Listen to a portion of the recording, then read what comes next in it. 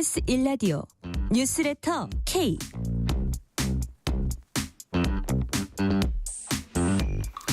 안녕하세요. 뉴스레터 K 진행하는 전종철입니다. 윤석열 대통령 탄핵 심판 선고기일이 오늘도 잡히지 않았습니다.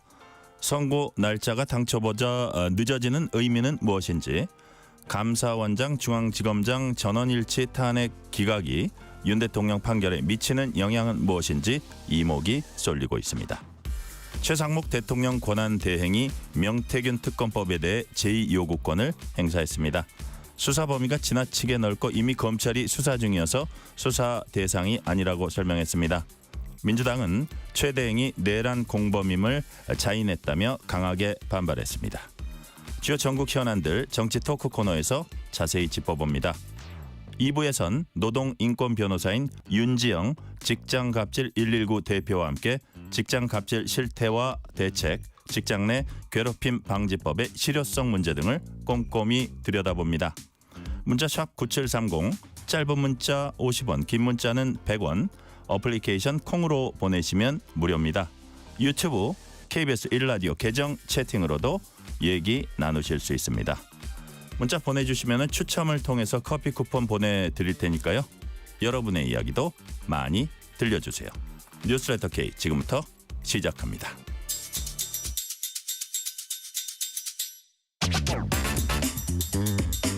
뉴스레터 K 정치 토크, 오늘은 정광재 국민의힘 대변인, 조기현 민주당 법률위 부위원장 나오셨습니다. 어서 오세요. 네, 안녕하세요. 네, 반갑습니다. 자, 이제 주말로 가고 있는데 한 거의 50분 이제 힘내시고요. 자, 오늘 그 선고 날짜 잡히지 않고 그것의 의미는 무엇인지, 그거는 우리가 교통 정보 들은 다음에 집중적으로 좀 분석을 하기로 하고, 먼저 오늘 발생인 명태균 특검법에 대한 거부권 행사, 이거부터 먼저 해보겠습니다. 최상목 권한대행이 명태균 특검법 제2요구권 행사를 했어요. 자, 수사 대상의 범위가 너무 불명확해서 방대하다. 뭐 헌법상 명확성 원칙과 비례 원칙 훼손이 우려된다. 이 부분 일단 변호사이신 조기현 부위원장님 어떻게 보세요? 그 최상목 권한대행이 관련된 특검법의 수사 예. 대상 항목 7항까지 있는데 7항은 뭐 인지사건으로 해놨으니까. 예, 이분도 법대 나오긴 했던데 보니까. 예. 그건 수석 졸업생입니다. 그래요? 82학번 수석 이거 졸업생. 약간 얘기가 딴 데로 그래서, 새는데 예. 여튼 다시 돌아와서 7항까지의 수사 대상이 있고요. 네. 관련해서 지금까지 이제 대략에 통과돼서 특검이 발족된 특검법에서 규정한 내용 방식하고 크게 다르지 않습니다. 그러니까 뭐 수사 대상이 뭐냐면 1항은 8회 동시지방선거, 22년 재보궐선거, 네. 22년 대선 관련해서 여론조사 등 공천 거래 등의 위법. 네. 그 여론조사의 불법 시행, 뭐 정치자금법 위반 관련된 게 2호고요. 3호가 대통령 선거 과정에서 허위 여론조사, 그 명태균과 윤석열 후보, 김건희 등과 관여돼 있고 관련돼서 지금 뭐 나왔던 내용들에 대한 게 3호고, 예. 4호가 대우주선 파업, 창원 국가산단 등 이익 관여 문제, 5호가 이 관련돼서 그 일정을 명태균 씨가 미리 알고 움직이고 그게 공개됐다는 것들이 확인이 되고 있습니다. 이 부분에 대한, 그러니까 대통령 공무상 비밀 누설 관련된 거. 네. 이렇게 규정되어 있는 게 7항까지. 7항은 인지사건이고요. 그러니까 지금 조기현 부위원장님 말씀은 이거 여러 가지 이렇게 구체적으로 열거하는 걸로 볼 때 당연히 해야 된다. 그러면 이게 예. 지금 방대하죠. 방대할 수밖에 없는 게 명태균의 국정 관여의 이 범위가 네. 통상 일반적으로 소위 말하는 정치 브로커가 한두 건을 가지고 이 건에 개입하거나 아니면 대통령이나 대통령 주변과 관련해서 정치적 영향력을 행사하는 이런 정도에 그치지 않고 수년에 걸쳐서 구체적 전국 단위 선거에 구체적으로 개입했다는 사실이 많이 확인되고 있지 않습니까? 네. 그리고 대통령하고 김건희 여사와 직접 주고받은 문자 메시지도 이미 상당히 공개가 됐고요. 녹취로 공개됐습니다. 그 관련된 내용을 1항부터 6항까지 상세하게 수사 대상으로 정해놓고 7항의 인지사건으로 해놨습니다. 네. 이 정도면 방대한 건 맞죠. 수사대 범위가 방대하기 때문에 방대한 수밖에 없고 다 특정이 됩니다. 뭐에 대해서 어떤 수사를 할지, 특정되기 때문에 과거의 특검법들도 이렇게 규정된 부분에 대해서 네. 위헌범죄 심판 제청 많이 했었습니다. 그때 헌법재판소의 결정이 명확하게 정리되어 있는데요. 특검의 수사 대상을 어떻게 할지는 국회의 광범위한 입법 재량 법이다. 그리고 그게 매우 추상적이거나 이렇게 규정하고 있지 않는 한 합리적인 법 해석과 이런 거에 기초해 볼 때 수사 대상이 특정돼서 진행되는 데에 문제가 없다고 보기 때문에 이것이 위헌이 아니다라는 판결이 나와 있고요. 네. 그다음에 그 부분은 어떻게 보세요? 검찰이 이제 법무부가 오늘 밝힌 입장인데 검찰이 계속 수사하고 있고 검찰의 정치적 중립성이나 공정성 등을 의심할 정황이 발견되지 않았다. 특검을 인정하기 어렵다. 이게 법무부 입장인데 검찰이 지금 수사하고 있는 사안이라는 점은 어떻게 보세요? 첫 번째, 대통령과 관련된 수사에 대해서 지금 검찰이 제대로 수사해 왔습니까? 도이치모터스 사건, 명품백 사건 등등. 그러니까 이 검찰이 지금까지 대통령 관련된 수사를 했던 태도를 보면 이 수사 역시 공정하게 진행되리라고 보기 어렵고, 그리고 이 사건과 관련돼서 지금까지 수사해온 과정을 보면 그게 어느 정도 확인된 거 아닙니까? 창원지검에서 진행한 수사에서는 네. 대통령과 김건희 여사와 관련된 내용들이 계속 나오고 있고 민주당이 제보를 통해서 기자회견을 통해 사실관계를 알렸음에도 불구하고 관련 수사가 하나도 진행 안 됐습니다. 그러니까 명태균하고 이 김영선 의원 관련된 정치가 위헌 사건밖에 못했어요. 굉장히 오랜 기간 했거든요. 네. 이게 대통령 부분으로 향하는 수사를 의도적으로 회피했다고 볼 수밖에 없죠. 서울중앙지검으로 가져오긴 했는데 최근에도 오세훈 전 시장 쪽, 그러니까 특정해서 어떤 의도를 가지고 수사를 이렇게 이 정리해서 하고 있는 인상을 지울 수가 없어요. 그러니까 지금까지 검찰이 김건희 여사 대통령 관련해서 해왔던 다른 사건의 수사의 형태, 그리고 이 명태균 의혹 관련돼서 지금까지 창원지검이나 중앙지검으로 이첩된 이후의 수사 상황을 보면 검찰이 적극적으로 수사해서 이 전체 의혹을 밝히겠다는 의지를 읽기가 어렵죠. 네. 특검을 통해서 해야 된다. 예, 정광희 대변인 지금 네. 조기현 부위원장님 말씀 보면 이 명태균 특검법의 내용을 볼 때 충분히 그 내용이 특검으로 다룰 만한 그 내용들이 적시가 돼 있고 그게 네. 한 가지고 두 번째는 지금 진행되고 있는 검찰 수사 못 믿겠다. 이 두 가지 말씀하셨는데 어떻게 보세요? 일단 국민의힘은 이번 명태균 특검법이 국회를 통과한 직후부터 네. 최상목 권한대행이 제2요건을 행사해야 한다라고 강력하게 요청드렸습니다. 네, 이유가 그 뭡니까? 결과를 받아들인 것에 대해서 일단 환영하고요. 예, 예.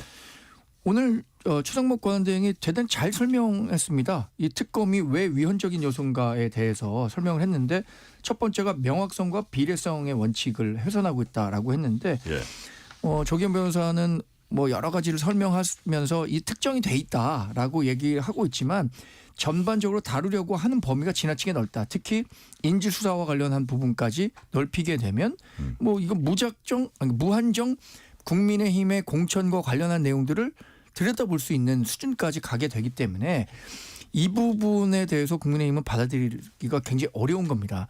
특히 어쩌면 이번에 조기 대선이 실시될지도 모르는데 조기 대선 과정에서 특검이 법적인 책임만 묻는 것이 아니라 자꾸만 뭐 언론 브리핑 등을 통해서 정치적으로 논란이 될 만한 문제들을 꺼내들 경우에 이것이 선거를 앞둔 민심에 영향을 줄 수도 있기 때문에 그런 정치적 목적을 가지고 진행된 특검을 진행할 필요가 없다라고 보는 것이고요. 또 하나 말씀드릴 내용 중에 어떤 거였죠? 제가 지금 정치적 목적을 정치적 갖고 목적과 있다. 예, 예. 또 하나는 뭐였죠? 두 번째 질문이 뭐였는지 까먹었고. 아니 두 가지 논점이 뭐였냐면 제가 질문 드린 게 조기현 변호사님이 크게 두 가지로 얘기했는데 하나는 그 내용상으로 볼 때 이건 충분히 특검을 할 그 위치고 두 번째는 검찰이 못 믿겠다. 충분한 수사를 하고 있느냐. 예. 지금 일부 창원지검에서 수사가 지연된 측면은 저는 있다고 생각합니다. 네. 근데 창원지검에서 중앙지검으로 이송한 이후에는 많은 수사가 진행되고 있고요. 오늘도 보니까 김정재 의원에 대한 그 소환 조사인가요? 하고 있다고 하고 지금 창원지검에서 진행됐을 때는 사실 혐의점들을 특정하기가 어려웠던 측면이 있기 때문에 언론의 관심만큼 수사 결과가 따라오지 못한 거예요. 수사 네. 속도가. 그런데 검찰 중앙지검으로 이송한 이후에는 아직 뭐 기다려보지도 않고 수사 결과가 당연히 늦어질 것이다 예단해서 그래서 특검해야 된다는 것은 기존에 있는 사법 체계를 무시하고 이루어지는 것이기 때문에 반대합니다. 그러니까 우리가 원래 사법 시스템 내에서 해결해야 되는 문제들에 대해서는 이걸 그 자체 내에서 해결해야 되지 자꾸만 특검이라는 보충적인 제도를 이용해서 갖고 올라 그러면 사법 체계 붕괴되는 거죠. 네. 네. 자, 사법 체계 기존의 사법 체계 지금 조기현 변호사님 그 시각과는 달리 지금 별 문제 없이 작동되는데 왜 자꾸 이거를 뛰어넘으려 그러냐? 뭐 그게 안 됐을 때 하는 게 특검 아니냐? 이런 거 하나 하고 지금 저 정광재 대변인 말씀하신 거 들어보니까 어떤 정치적 의도 이런 뉘앙스로 말씀하시는 것 같아요. 이게 대선용 아니냐 여전히. 그래서 이 만약에 조기 대선이 펼쳐질 경우 매일 브리핑하고 이러면 그 대선이 펼쳐지는 기간에는 결론이 나지도 않으면서 계속 안 좋은 영향을 미치니 그렇다면 한 발 더 나가면 이런 얘기도 할 수 있어요. 꼭 해야 된다면 만약에 선거가 벌어지지 선거 끝나고 하면 어떠냐 특검은 뭐 이런 제안을 할 수도 있거든요. 근데 의혹 사건이 이렇게 광범위하게 이 사실이 확인되고 있고 하루가 급하다. 그렇죠. 이건 뭐 네. 대선하고 연관시켜서 생각할 필요가 없는 게요. 이미 네. 명태균 의혹 관련해서는 수사 결과를 이 특별검사 측에서 브리핑하지 않다고 하더라도 지금까지 나온 얘기들만으로도 대선에 그게 영향을 미친다면 충분히 영향을 미칩니다. 굳이 민주당이 특검 수사를 통해서 대선하기 유리한 이슈로 삼겠다? 그럴 필요도 없고요. 그리고 국민의힘이 그걸 우려한다면 그럼 뭔가 있는 건가요? 뭔가 나올 게 두려운 건가요? 지금 주장하는 것처럼 오세훈 시장도 그렇고 뭐 홍준표 시장도 그렇고 아무런 관련성이 없고 명태균 씨와 관련해서 위법 사실이 없다고 하면 당당히 임해서 밝히면 되죠. 오히려 회피하는 게 뭐 의심을 받을 수밖에 없는 것이고요. 이미 네. 그리고 관련돼서는 명태균이라는 이 가장 중하게 한 행위 책임자가 있는 반면에 이 수사의 핵심은 이 본류의 맨 꼭대기 윤석열 대통령과 김건희 여사가 있는 겁니다. 지금 탄핵 소추의 결과를 뭐 갖고 지금 전제해서 얘기할 수는 없지만 이미 윤석열 대통령, 김건희 여사와 관련된 내용들이 선거가 됐을 때 그에 영향을 미친다고 하면 명태균 수사가 아니라고 해도 이미 그 영향을 미칠 요인들은 모든 국민들이 알고 있고 제기할 수 있는 이슈는 한두 개가 아닙니다. 명태균 수사를 통해서 뭐 새롭게 나올 이슈 그걸 이용해서 선거에 유리한 국면으로 이용할 의도를 한다. 그런 정치적 의도를 갖고 하는 수사가 아니고요. 이 정도 네. 의혹이 제기됐으면 검찰이 더 적극적인 수사 의지를 보였더라면 굳이 특검할 필요가 없죠. 근데 검찰이 수사를 미진해 온 것도 사실이고 공정성을 계속 의심받아 왔고 뭐 반드시 검찰이 수사하고 있던 사건이 끝나야만 특검할 필요성 그러니까 특검의 보충성을 계속 얘기하는데 과거 사건에서도 네. 박근혜 대통령 국정농단 사건 때도 뭐 검찰 수사가 완료된 다음에 특검했습니까? 수사 중에 받아서 했습니다. 그 여러 요건으로 보면 위헌도 아니고 특검 수사의 필요성이 가장 큰 사건이다 이렇게 보여요. 조기현 변호사님 그러면 이게 이제 국회에 돌아오게 되는데 재표결 뭐 들어가겠죠? 아무래도. 당연하죠. 그죠? 재표결 들어가면 그나마 이제 여당에서 이탈표가 나와야 될 텐데 여당이 뭐 이런 국면에서는 좀 뭉치지 않을까요? 어떻게 보세요? 아무래도 그렇겠죠. 예. 내주에 탄핵 선고 결정이 있을지 모르겠습니다만 만약 조기 대선 국면으로 간다고 하면 어떻게든 막으려고 하겠죠. 근데 선거 이런 부분과는 별개로 이 명태균 의혹 사건은 명확하게 진실이 규명되어야 되고요. 특히 여론조사를 조작하거나 그걸 허위로 이용하는 방식으로 선거에 영향을 미쳤다면 이거는 중대 범죄입니다. 진상규명 명확히 해야 되죠. 네. 저 예, 단일 대우가 유지되라고 보세요. 네, 중대 범죄이기 때문에 지금 검찰에서 수사를 하고 있는 겁니다. 뭐 그것이 수사 결과가 언제 나올지 저도 확언해서 말씀드릴 수는 없습니다만 그 결과를 지켜보면 된다고 생각해요. 네. 이 특검에 대해서 그러면 국민의힘이 뭔가 감추려는 게 있으니까 특검을 막는 거 아니냐라고 한다면 저는 2021년에 있었던 대장동 특검 역시 그런 거였잖아요. 이 대장동 특검이 필요하다라고 해서 굉장히 공감대가 많았음에도 불구하고 민주당이 당시에 받아들일 수 없었던 것은 네. 당시 이제 대선을 코앞에 둔 상황에서 이것이 정치적으로 이용될 수 있다, 활용될 수 있다는 점을 우려했기 때문에 특검 반대했었던 거잖아요.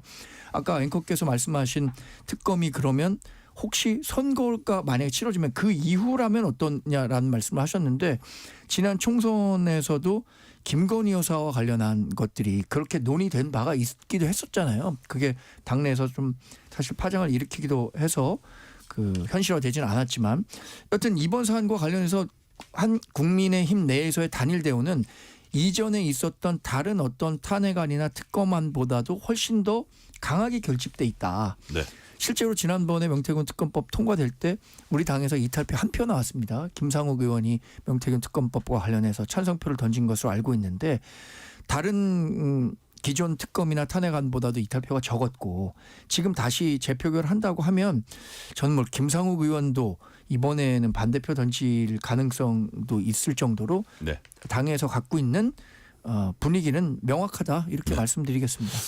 자, 네, 한 가지만. 조기현 변호사님. 예. 예. 그 2022년 대장동 특검 민주당이 하자고 했죠. 윤석열 대통령하고 당시 국민의힘이 거부해서 결국에 안 된 거 아닙니까? 그때 토론회 기억 안 나세요? 이재명 대표가 특검을 거부하는 자가 범인이다. 이 영상 여전히 남아 있잖아요. 대장동 특검 오히려 민주당이 하자고 했죠. 자, 됐습니까? 예, 그리고 예. 뭐 이렇게. 그래요. 그래. 예. 또 하시고 싶은 얘기는 다른 질문에 네. 붙여서 말씀하셔도 네, 네. 됩니다. 자, 최재 감사원장과 이창수 서울중앙지검장 등 검사 3인에 대한 탄핵안이 모두 전원 일치로 기각됐습니다. 국민의힘 입장은 권성동 원내대표 발언으로 들어보시겠습니다.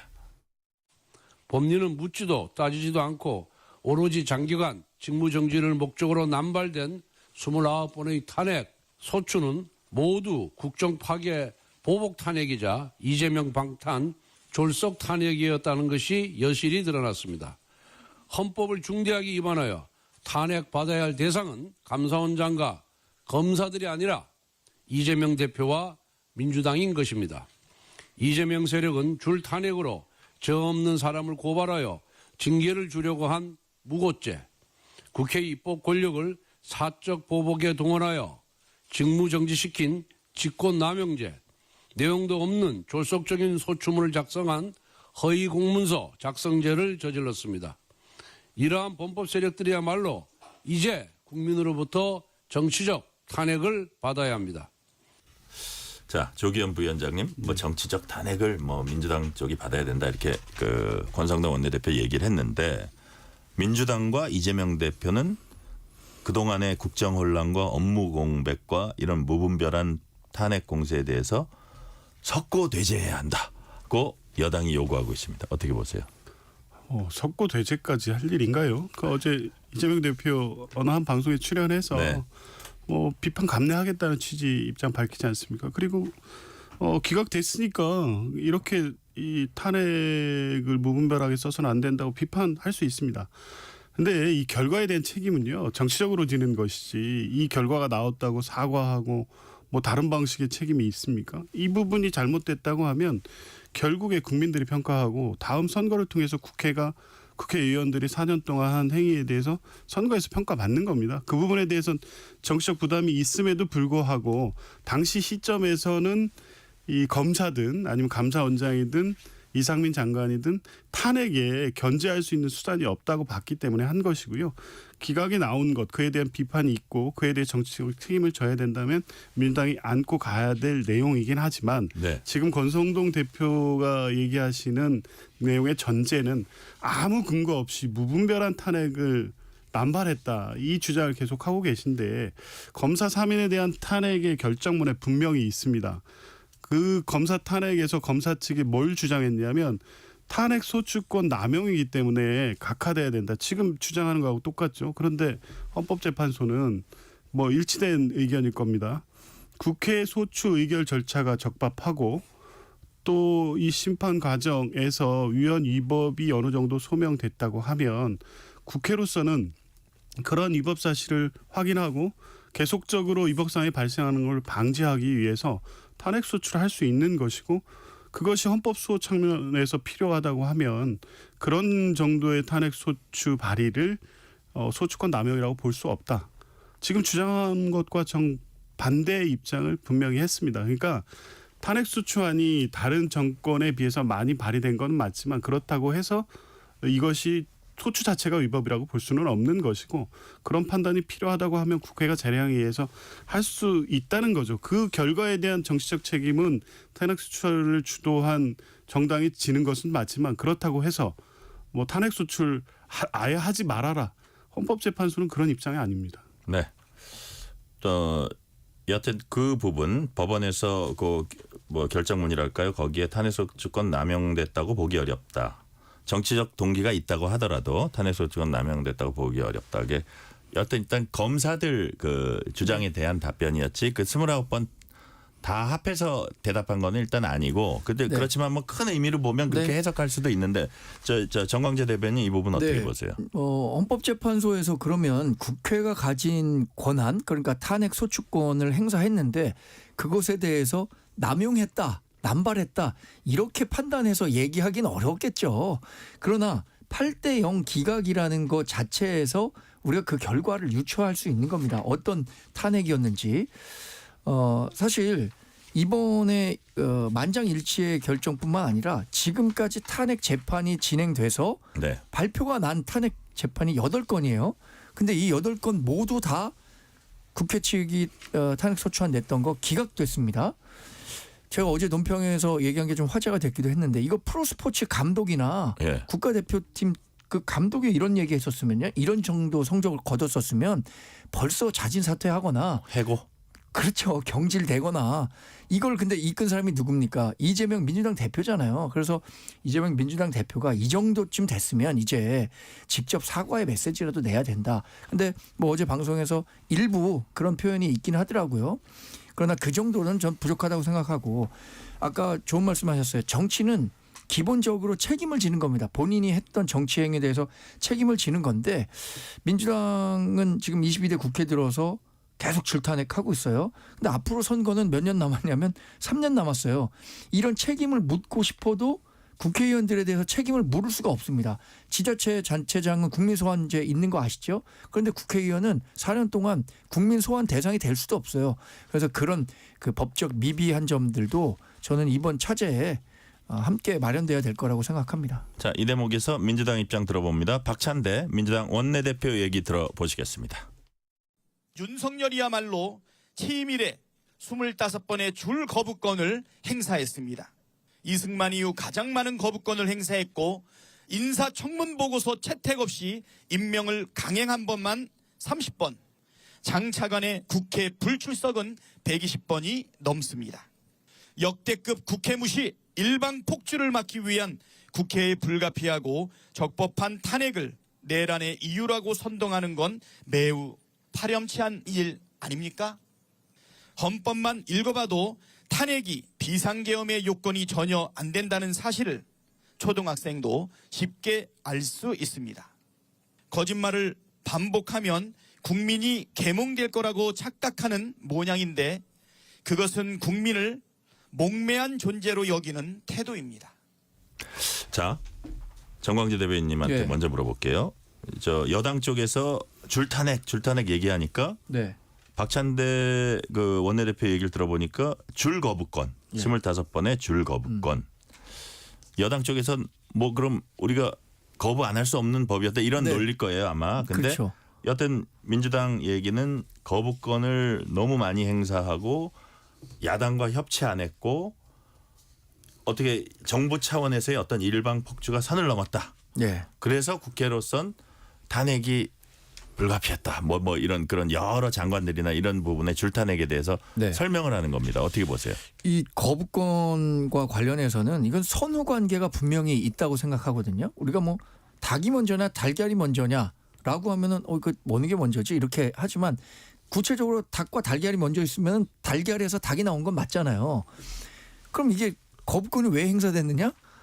입법 폭주가 있었기 때문에 국정 철학에 어긋나는 법을 통과시킬 수 없다라는 측면에서 대통령의 권한을 행사한 건데 거부권을 통해서 이 국정과 관련한 철학을 유지할 수 있었던 거라고 생각하거든요. 저는 이거 대통령 권한 내에서 행사됐다고 생각합니다. 뭐 그런 측면에서 민주당과 국민의힘이 서로 반성할 부분이 있는 것 같아요. 왜냐하면 우리가 선거를 통해서 국회의원 선거든 대통령 선거든 두 개 다 이 정당성을 가진 존재란 말이에요. 네네. 그런데 대통령은 국회는 대통령을 지나치게 정당성 없는 조직이라고 생각하고 서로 대립하고 격돌하면서 인정하지 않으려고 했던 측면이 이런 사단을 만들었다고 생각하거든요. 그러니까 87년 체제가 흔히 말하는 것처럼 자신이 갖고 있는 권한이 있다고 해서 다 행사하는 것이 아니라 스스로 자제하고 절제하면서 균형을 이루어왔는데 그런 게 깨졌다라는 문제점들이 계속 노정되고 있다. 네. 그런 부분들에 대한 개선이 필요한 시점이다. 이렇게 말씀드리겠습니다. 네. 이 부분은 조기현 부위원장님 어떻게 보세요? 그 박찬대 원내대표의 얘기는 네. 이 정당한 탄핵이었다는 측면, 그러니까 이 윤석열 정부의 독주를 막고 견제하기 위한 수단의 측면에서의 탄핵, 정당한 탄핵 주장도 있고, 네. 이 탄핵 문제를 이걸 가지고 비상계엄 사유로 주장하는 윤석열 대통령에 대한 비판하면서 이제 맥락상 연결이 된 것이고요. 네. 지금 탄핵 그 사건 29번으로 다 통칭해서 부르고 이것이 마치 전체적으로 국정을 마비시키고 다 직무 정지시킨 것처럼 하는데 다 뜯어보면 그렇지 않습니다. 29건 중에 동일인에 대해서 제출했다가 철회한 건을 빼면 23번의 탄핵 소추가 있었던 거고요. 네. 그중에 의결이 돼서 직무 정지가 된 것은 13건이고 12.3 비상계엄 내란 이전에 직무 정지된 것은 5건입니다. 그러니까 윤석열 대통령이 잦은 탄핵, 그거로 인한 국정 마비를 이유로 탄핵 이 비상계엄을 했다. 이건 어불성설이죠. 그리고 그 12.3 이전에 이 결정된 이 탄핵 소추됐던 사건들 내용을 좀 봐야 됩니다. 이상민 장관 사건, 이태원 참사 이후에 아무런 정치적 책임을 지지 않고 있었습니다. 이런 정도의 사안이면 주무장관 사퇴하는 게 지금까지 관례였습니다. 그런데 하지 않았기 때문에 계속 요구하다가 결국에 탄핵을 했죠. 근데 8대0 기각은 됐지만 3인의 별개 의견이 있습니다. 공무원법 위반은 맞다. 근데 파면의 일의 사유는 아니다. 내용적으로 위헌 위법이 있다는 판단을 있었고요.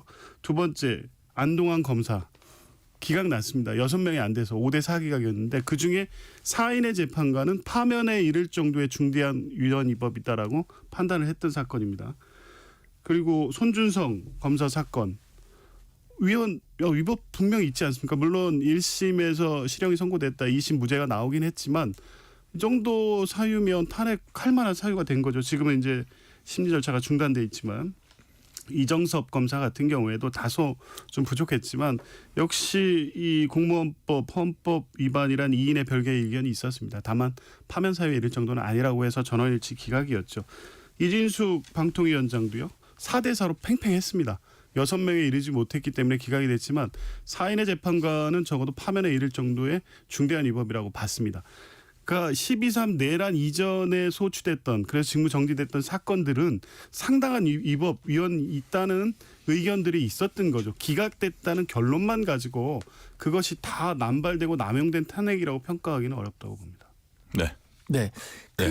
짧게요. 네, 예, 정광주 어제부터 대변인. 민주당이 계속 이런 얘기 하는 것 같아요. 29번이 아니고 실제 13건이고 5건이고 이렇게 나눠서 얘기하는데 어제 그 완패 이후에 말이 계속 길어지는 것 같아요.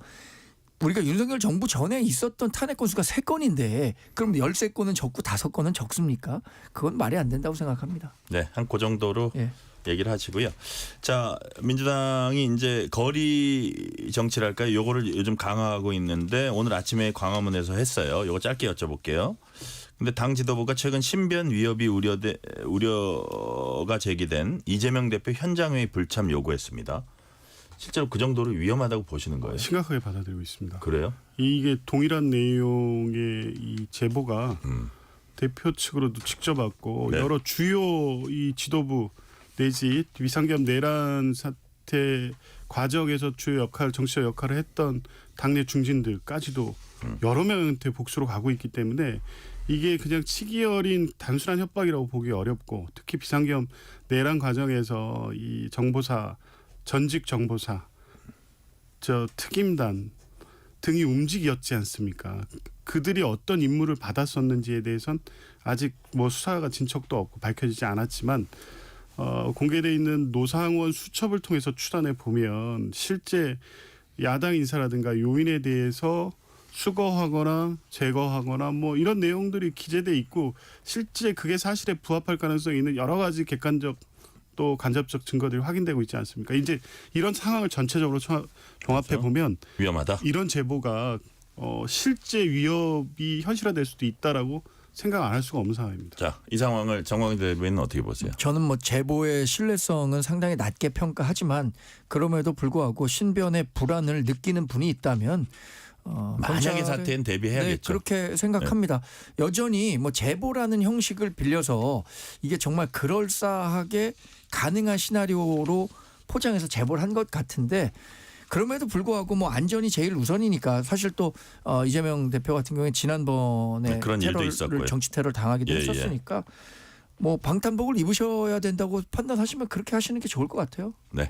자, 이 시간 교통 상황 알아봅니다. 라디오 교통정보센터 임초희 리포터 나와주세요. 네, 이 시각 교통정보입니다. 금요일답게 대부분의 곳에서 많이 막히고 있습니다. 무안 광주고속도로 광주 쪽 동광산 요금소 부근에서 사고 처리 중이고요. 뒤로 서광산 나들목부터 정체가 되고 있습니다. 경부고속도로 서울 방향 입장휴게소에서 안성 휴게소 쪽으로 긴 구간 밀리고요. 이후 기흥에서 수원 그리고 판교 분기점에서는 정체가 심합니다. 다시 달래내에서 반포까지 많이 답답하고요. 수도권 제일순환고속도로 구리에서 일산 쪽은 수락산 터널에서 사패산 터널까지 속도가 떨어집니다. 반대 일산에서 구리 쪽은 고양 분기점에서 노고 1터널까지 정체고요. 서울시내 분당수서로 청담대교 쪽, 복정에서 탄천 1교까지 정체입니다. 올림픽대로 공항 쪽은 잠실에서 가양대교까지 쭉 많이 막힙니다. KBS 교통정보센터에서 임초희였습니다.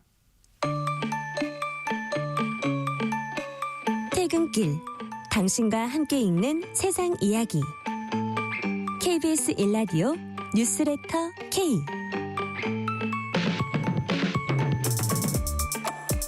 뉴스레터 K 정치 토크 정광재 국민의힘 대변인 조기현 민주당 법률위 부위원장과 얘기 나누고 있습니다. 자, 국민연금 얘기 짧게 하고 선거 얘기로 넘어갈게요. 여야가 줄다리기를 이어가던 국민연금개혁과 관련해 민주당이 국민의힘이 주장해온 소득 대체율 43% 수용하겠다고 밝혔습니다. 여당도 즉각 환영 의사 밝혔습니다.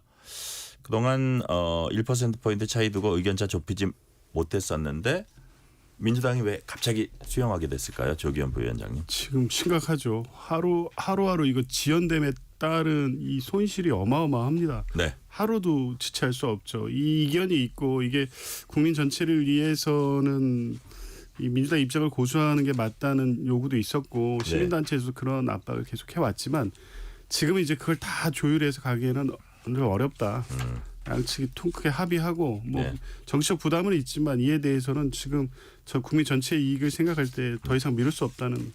자동 조정 장치는 나중에 하더라도 일단 이 수치에는 했으니까 일단 통과시키고 가자 이런 거죠. 그렇게 합의가 되는 것 같습니다. 네네.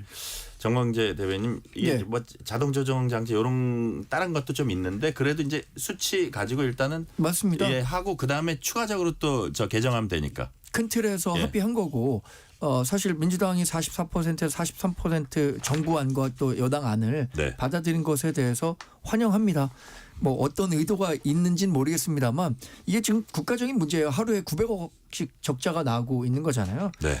그래서 연금특위를 가동해서 자동조정 장치라든가 뭐 민주당이 사실 민주당이 또 주장했었던 것은 정부 안에 많이 반영이 돼 있었기 때문에 이제 정말로 진정성을 갖고 협의에 나선다면 오랜만에 그 결실을 이끌어낼 수 있을 것으로 기대하고 있습니다. 네.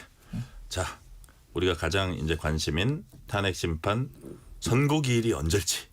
사실 그 아까 교통 정보 나갈 때 저희 셋이서 그 날짜를 가지고 한참 얘기했는데 그거는 급비 사항이라 공개할 수는 없지만 자, 윤 대통령 탄핵 심판 선고기일이 언제가 될지 현재로서 이제 불투명합니다. 현재 최장 기간 평의가 이어지고 있고요. 국회와 윤 대통령 측 모두 현재 신속한 선고를 주문했지만 양측의 속내는 이제 다를 것 같은데 자, 조기현 부위원장님, 윤 대통령 선고가 당초 예상보다 늦어지는 이유가 뭘까요? 글쎄요, 이게 당초에 이제 네. 선례 박근혜 대통령 노무현 대통령 탄핵 심판 사건의 선례를 기준으로 이 사건의 탄핵 소추 사유나 쟁점을 비교하면서 오래 걸리지 않을 것이다. 많아도 2주? 예. 예. 그렇게 단정을 해서 아무리 늦어도 3월 14일이라는 걸 머릿속에 지금 정해놓고 지금 이 상황을 계속 봐왔기 때문에 네. 늦어진다는 느낌이 있는데 예. 객관적으로 늦긴 늦죠. 앞선 사건에 비해서는 제 최장 기간 지금 평의가 이루어지고 있습니다. 근데 우리 또 조기현 변호사님께서는 민주당 법률위 부위원장이니까 아주 최첨단 정보를 갖고 계시면 늦어진 이유는 뭡니까? 최첨단 정보 아까 나눈 얘기는 허위 정보로 바로 판명됐습니다. 늦어진 이유는 제가 볼 때는 뭐 이 평의를 거치면서 이제 하나하나 정리해 가지 않습니까? 네. 이 탄핵 소추 사유 중에 이 소추 실체적 절차적 비상경의 위법, 포고령의 위헌 위법성, 뭐 군투입 관련돼서 적어도 이것이 탄핵 소추 사유에 이르는 위헌 위법이다. 이 부분에는 정부 일단 동의가 됐을 거고요. 그러면 그 위헌 위법이 중대해서 파면에 이를 정도의 중대한 위헌 위법이냐? 저는 여기까지 다 동의가 됐을 것 같습니다. 이제 그러면 뭐 민당 측에서 계속 얘기해왔던 것처럼 전원일치 지금 말씀하시는 거는 어쨌든 중대한 위법 위헌이다까지 8명이 동의가 됐다고 보신다는 저는 거예요? 예, 그렇게 예. 봅니다. 근데 네. 늦어지는 이유는 사안의 중대성. 그러니까 박근혜 대통령 탄핵 사건은 쟁점은 훨씬 많았고 되게 복잡했습니다. 내용들도. 그럼에도 불구하고 11일밖에 안 걸리긴 했는데 초유의 대통령 탄핵기각 인용이지만 이게 정리해가는 과정은 좀 명확했죠. 근데 이번 사건 같은 경우에는 양 진영이 팽팽하게 대립돼 있고 그 네. 과정에서 매우 불행한 사태들이 또 연속되고 있습니다. 헌법재판소로서는 결정문을 쓰는 데 있어서 완결성을 기해야 될 필요를 굉장히 많이 느끼고 있을 겁니다. 특히 윤석열 대통령 측이 주장해 온 절차적 문제에 관련해서 이미 박근혜 대통령 탄핵 심판 과정에서 헌법재판소가 정리된 선례가 있기 때문에 이렇게 판단한다. 이 정도로 정리하기는 어려운 거예요. 그러니까 증거 법칙을 완화해서 수사 자료를 증거로 채택하는 과정에 대해서도 이것이 헌법재판 절차에서 왜 적법한지에 대해서 상세히 기재를 해야 될 거고요. 그리고 뭐 그 관련돼서 지금 절차 위법을 주장했던 내용에 대해서 이 부분에 대해서는 각자 의견이 있을 겁니다. 그러니까 헌법재판소가 결정문을 쓸 때는 전체적인 어떤 편결을 통해서 인용 기각에 대한 것이 정리가 되면 그 다음에는 만장일치면 그대로 끝나는데 그중에 별개 의견. 그러니까 인용 의견 중에 나는 이 부분 개별 의견 말씀하시는 거예요? 그렇죠. 별개 의견이라고 해서 네. 다른 의견, 소수 의견으로 나는 기각 의견을 내는 분이 있으면 기각 의견을 쓰는 거고 보충 의견이라고 해서 인용에는 전체 8인의 이 인용해야 된다는 의견은 찬성하지만 예를 들면 절차와 관련해서 증거 법칙을 완화한 이 부분에 대해서는 나는 달리 보지만 그렇다고 하더라도 그거로 외에도 다른 증거를 통해서 파면에 이를 정도의 사유가 충분히 있다고 보기 때문에 뭐 나는 전체 의견과 같이 한다. 뭐 이런 내용들을 하나하나 정리해 가는데 시간이 굉장히 많이 걸릴 겁니다. 어떤 결과든 공개되는 순간 이 사회적으로 극심한 이 대립이 있을 것이기 때문에 적어도 헌법재판소는 그 부분에 있어서 비판의 여지를 최소화하기 위해서 신중에 신중을 기하고 있다. 이렇게 보입니다. 자, 정광재 대변인 지금 조기현 부위원장님 말씀을 이렇게 압축을 해보면 네. 뭐냐면 8대0 인용은 결정이 됐고 네. 근데 마지막 그 조문을 다듬고 이러는 데 있어가지고 그러니까 뭐 거기에 보충 의견 있고 어떤 일부분에 대해서 그런 것들 잘 다듬고 요러는 과정이 전반적으로 남아 있을 것이다 이렇게 네. 이제 추측을 하셨는데 예를 들어서 조금 약간 좀 단순하게 질문하면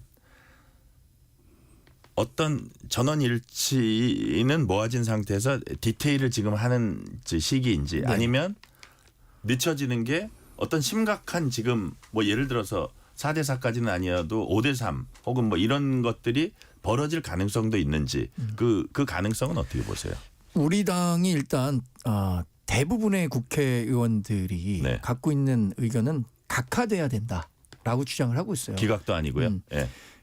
각하의 의미는 뭐냐면 이제 탄핵 소추안의 동일성이 깨졌기 때문에 국회가 탄핵 표결할 때 내걸었던 명분과 네. 실제 헌법재판소에서 진행되는 탄핵 재판의 구체적인 내용이 다르기 때문에 이것은 헌법 그러니까 탄핵 소추의 동일성이 깨졌다는 이유로 각하해야 한다라는 의견을 주장하고 있어요. 그런데 지금 현실적으로는 저는 이렇게 평의가 계속 되는데도 네. 선고 기일조차 잡지 못하고 있다는 것은 만장일치의 의견을 내야 한다는 데는 동의를 하지만 몇몇의 그 헌법재판관분들은 다른 생각을 갖고 있어서 그래서 그게 생각보다는 용이치 네, 않다. 생각보다 용이치 않다. 그래서 이렇게 그렇지 않고는 이렇게 길어진다고 예상하기가 어렵거든요. 이건 합리적인 추측입니다. 네. 그래서 이게 전원일치가 나오지 않았을 때 우리 사회가 겪어야 하는 분열과 어떤 두 쪽으로 쪼개지고 이런 것들에 대한 가능성들을 고려했을 때 전원일치를 만들어내기 위한 평의의 그 기간이 길어지는 거 아닌가 네. 이렇게 예상해 보고 있습니다. 저는. 자, 요 각도에서 한번 먼저 이번에는 정광재 대변인한테 한번 질문을 드려볼게요. 직전에 감사원장하고 중앙지검장 등 이 탄핵 선고가 내려졌잖아요. 네. 자, 만장일치 기각. 그렇죠. 그러면서 이제 뭐 야권에서도 나오고 어쨌든 헌재 쪽에서도 뭐 공식 발표는 아니지만 어떤 얘기들이 나오냐면 봐라. 이념적으로 그 판결하는 거 아니다. 법리에 네. 따라서 판결한다. 네. 그래서 이 일정을 잡고 그다음에 윤 대통령 일정을 잡는 게 자, 그 윤 대통령 어떤 결과가 나오든 이건 우리가 이렇게 공정하기 때문에 그 수용해야 된다. 이런 일종의 빌드업을 깔고 있는 거다. 사전 작업이다. 이런 관측도 있어요. 이 부분 어떻게 보세요? 저도 뭐 그런 얘기 많이 들었습니다. 네. 윤석열 대통령의 탄핵 재판 결과가 워낙 예상보다 길어지다 보니까 다양한 추측과 억측들이 우리 사회에 나오고 있는 것 같습니다. 네네. 그 가운데 하나라고 생각이 들고요.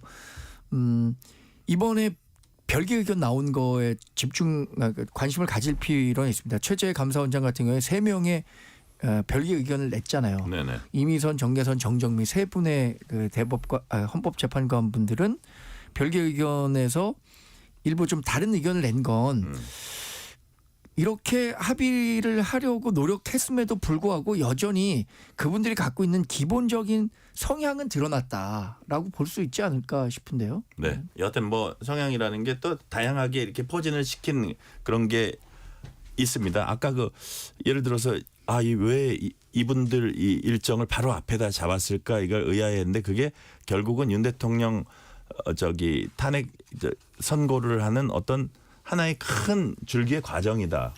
저는 그런 그건 또 고려를 아니에요? 그런 고려를 해서 일정 별개다? 배치했다고 보지는 않습니다. 아, 그래요? 왜냐하면 이거 지금 들어온 순서대로 거의 결정이 나고 있거든요. 네.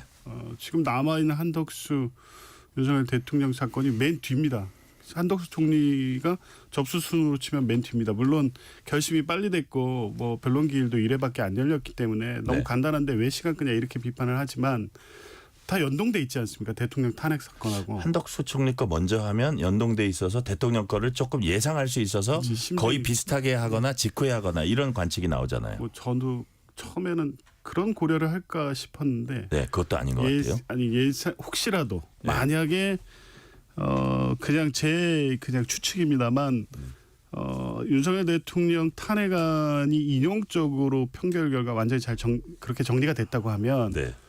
동시 선고 가능성도 배제할 수 없다고 봅니다. 왜냐하면 이 한덕수 총리에 대해서는 기각될 가능성이 조금은 더 높다고 보기 때문에 그럼 헌법재판소가 그런 쪽으로 의견이 그 사건 그렇게 정리되면 네.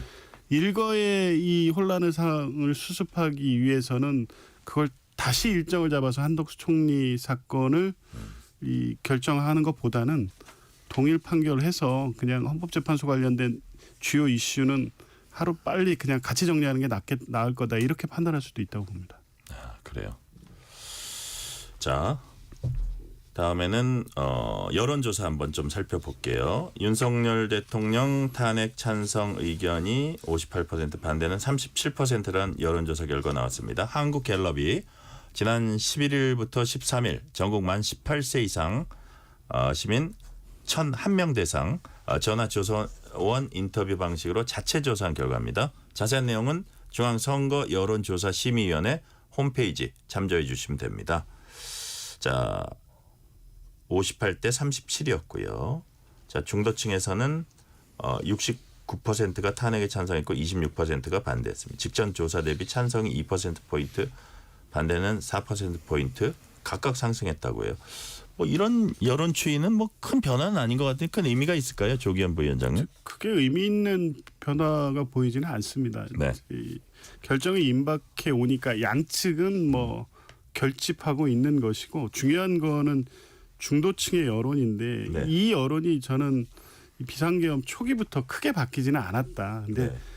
응답층이나 이런 것까지 같이 봐야 되지 않습니까? 중도층이 탄핵에 찬성하는 여론은 거의 비슷했고 탄핵 심판 결정에 가까워질수록 더 높아질 것이다. 그리고 그 과정에서 보여줬던 여러 가지 뭐 서부지법 사건이라든가 최근에 윤석열 대통령의 석방 이런 게 중도층에는 탄핵 찬성 여론을 더 높이는 요인으로 작동할 가능성이 높아서요. 네. 아마 이 여론 추이는 크게 바뀌지도 않았고 앞으로도 계속 유지될 것 같습니다. 자, 여론 추이는 우리 정광재 대변인 어떻게 평가하세요? 윤석열 대통령이 구속 취소되면서 일부분 네. 탄핵 반대 여론이 조금 올라간 측면이 있는 것 같아요. 중도 진영에서도 그렇고.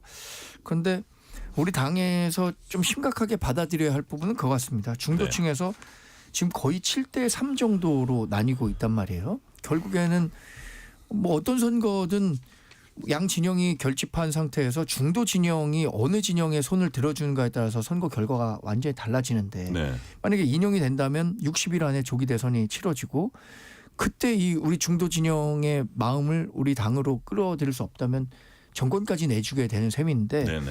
이 부분에 대한 고민을 우리 당이 본격적으로 해야 하는 시기 아닌가라는 생각이 들고요. 전반적으로 그 윤석열 대통령이 탄핵 재판이라는 게 워낙 어려운 시험을 보고 있다고 말씀드렸었던 기억이 있는데 처음에 계엄이라는 게 44년 만에 이루어졌었고 우리가 이제 정말 정치도 선진화됐다라고 했던 시기에 나왔던 문제였기 때문에 네. 여기서 온 그 국민적인 충격이 좀 있었던 것 같아요. 그 흐름이 지속되다가 그래도 윤석열 대통령의 충정, 윤석열 대통령이 사적 이익을 통해서 이걸 한 건 아닌 것 같다. 여기에다가 뭐 민주당이 뭐 공수처와 함께 토끼머리 사냥하듯 윤석열 대통령 구속에 올인하면서 반등이 있었는데 전체적인 여론의 뭐 향방은 처음에 굳어졌었던 게 아닌가 싶습니다. 네. 자, 이건 짧게 여쭤볼게요. 명태균, 김영선 전 의원, 그다음에 김용현 전 국방장관이죠. 이런 분들이 구속 취소를 청구했습니다. 김용현 전 장관은 두 번째 구속 취소 청구. 어떻게 평가하시는지 짤막하게 조기현 부위원장님. 이 결과 이런 상황이 전개될 거를 검찰이 몰랐을까요? 대혼란이 초래될 겁니다. 지금 윤석열 대통령 거는 탄핵 심판 결정이 나오면 뭐 인용되는 경우에는 지금 석방돼 있긴 하지만 다른 관련된 범죄 수사가 있을 수 있기 때문에 다시 구속되거나 뭐 그렇게 되면 사건이 정리될 텐데 실제 수사 일선, 재판 일선에서 지금 날짜 계산 그렇게 하고 이에 대해서 즉시항고로 위헌이라고 안 하고 이러면 실제 영장에서 체포된 피의자들 또 재판받는 피고인들 모든 불복 절차 진행한 다음에 검찰이 날짜 실수해서 이 기소 시간 넘기는 것만 기다렸다가 구속 취소 신청할 겁니다. 그럼 안 받아들일 수 없는 상황이 돼버렸잖아요. 이 해석, 이 문제를 지금 어떻게 수습할 수 있을지 그래서 즉시 항고를 하지 않은 검찰총장이 지금이라도 해결할 수 있는 방법을 찾아야 된다 이런 말씀드리고 싶습니다. 네. 검찰은 이제 본안에서 해보겠다 이랬거든요. 네. 어떻게 보세요, 정광재 대변인? 구속 취소라는 거는 윤석열 대통령은 판사가 보기에 실제적으로 절차에 문제가 있었기 때문에 구속 취소 판결을 내린 겁니다. 다른 분들도 비슷한 류로 그 같은 상황이라면 당연히 구속 취소 신청해서 구속 예를 취소돼야 들어서 뭐 되는 수사권이 없는 데서 수사를 받았다거나. 그렇습니다. 예. 이것도 뭐 시와 날과 관련해서 했다면 구속 취소 충분히 신청할 수 있다고 생각하고요. 그걸 법원에서 판단하면 됩니다. 다만 대검에서 지난번에 일선 검찰에 지경 판사가 얘기했고 검찰총장이 시간으로 계산한다고 했는데 다시 날짜로 하라 그런 거는 전 대검에서 내린 조치가 좀 이해하기는 어렵다 이렇게 말씀드립니다. 시간이 뭐 1분 미만 남았는데 짧게 한번 여쭤볼게요. 장동혁 의원 같은 분들이 이번 그 탄핵 심판 뭐 예를 들어서 뭐 여러 장관들이나 이렇게 쭉 하면서 혈세가 줄줄 샜다. 특히 민주당 성향의 변호사들한테 일감을 몰아줬다 이렇게 주장을 했습니다. 어떻습니까? 민주당 성향의 변호사라고 할 게 있습니까? 시민단체에 있거나 뭐 전 정부 때 뭐 관여돼 있던 분들 예. 몇 분 있던데 당연히 이 탄핵 심판 절차를 가장 정확하게 수행할 수 있는 변호사를 택하는 거고요. 다 민주당 주변에 있을 수밖에 없죠. 이걸 그리고 혈세 낭비라고 볼 수 있을까요? 이렇게 책임을 묻기 시작하면 윤석열 대통령 비상계엄 내란 이 문제 국민의힘 윤석열 대통령 나중에 어떻게 같이 책임지실지 한번 그건 묻고 싶습니다. 네, 정광희 대변인 딱 10초. 네, 죄송합니다. 이 문제를 지적한 건 민주당의 탄핵이 그만큼 정치적이고 무리하게 진행됐다는 점을 강조하기 위해서 말씀드린 겁니다. 네, 오늘 말씀은 여기까지 듣겠습니다. 지금까지 정광재 국민의힘 대변인, 조기현 민주당 법률위 부위원장이었습니다. 감사합니다. 네, 고맙습니다. 고맙습니다. 뉴스레터 K 1부 마치고 2부가 이어집니다.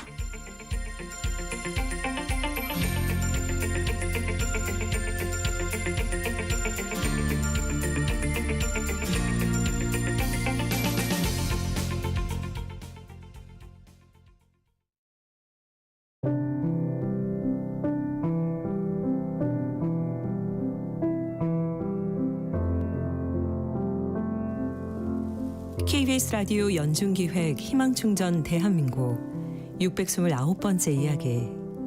안녕하세요. 아나운서 김지윤입니다. 10살 새별이는 온몸이 심한 흉터와 딱지들로 뒤덮여 있습니다. 4살 무렵 시작된 피부 발진이 중증 아토피로 진행된 건데요. 살이 패이고 피가 나도 온몸을 긁고 또 긁는 새별이. 하지만 가려움의 고통은 멈추질 않습니다. 안타깝게도 새별이는 고기능성 자폐까지 앓고 있어 엄마의 통제와 관리도 쉽지 않습니다. 상처의 염증으로 큰 수술을 2번이나 받았고 아토피 스트레스에 머리카락도 모두 다 빠져버렸습니다. 더 걱정스러운 건 최근 들어 가려움증이 눈 주변까지 올라온 건데요. 2차 감염이 우려되는 상황이지만 부족한 병원비에 치료는 점점 늦어지고 있습니다. 새별이가 부디 건강한 일상을 찾을 수 있도록 여러분의 지원과 격려를 보내주세요.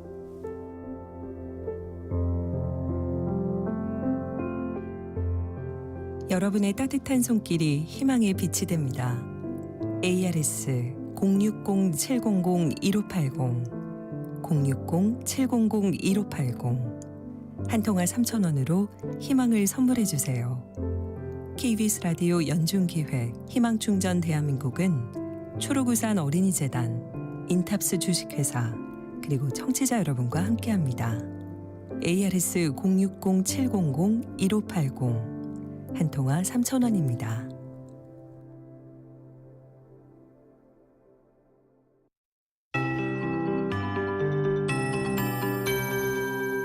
KBS 58분 날씨. 내일은 전국이 흐린 가운데 새벽부터 전남 남해안, 제주에 또 오후에는 경남 남해안에 비가 조금 내리겠습니다. 모레는 전국적으로 비나 눈이 내리겠습니다. 모레 특히 강원 산지와 경북 산지에는 시간당 3cm 안팎의 매우 강한 눈이 예상되고 많은 눈이 누적될 걸로 보여집니다. 모레부터 글피 사이 강원도와 경북 산지에는 5에서 최대 20cm의 눈이 예상되고요. 경기 동부와 충북 3에서 10cm, 그 밖의 지역 1에서 5cm, 서울은 1cm가량 오겠습니다. 눈으로 인한 피해 없도록 주의해 주셔야겠습니다. 지금 남쪽 해상의 기압골의 영향을 점차 받고 있습니다. 제주 해안의 강풍특보가 바로 그것인데요. 내일은 남해안 또 서해안 쪽에서도 특보가 확대될 걸로 보여집니다. 주로 해안과 제주에 내일까지 바람이 강하겠습니다. 또한 인근 해상, 제주 해상과 남해 먼바다 쪽에 최대 4m, 다음 날은 5m 안팎까지 일 수도 있어서 주의하셔야겠습니다. 내일 오후부터는 동해안의 너울성 파도도 높겠고요. 내일까지는 강원 동해안의 건조특보가 유지될 걸로 보여서 화재 예방에도 계속해서 주의해 주셔야겠습니다. 내일 아침 기온은 서울 7도 등 1도에서 8도 되겠고요. 낮 기온은 서울 16도, 대구 13도 등으로 계속해서 예년 기온을 크게 웃돌겠습니다. 지금 서울의 기온은 18도입니다. 강혜정입니다.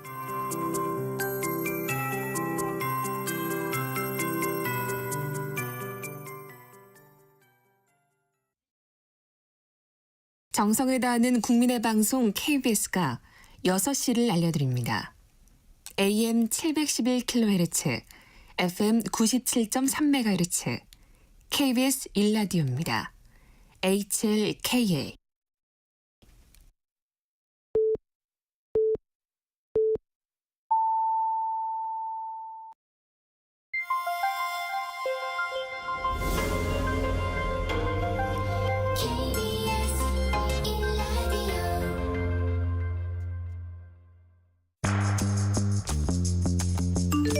여러분은 지금 퇴근길 시사편지 한 장 KBS 1라디오 뉴스레터 K를 듣고 계십니다.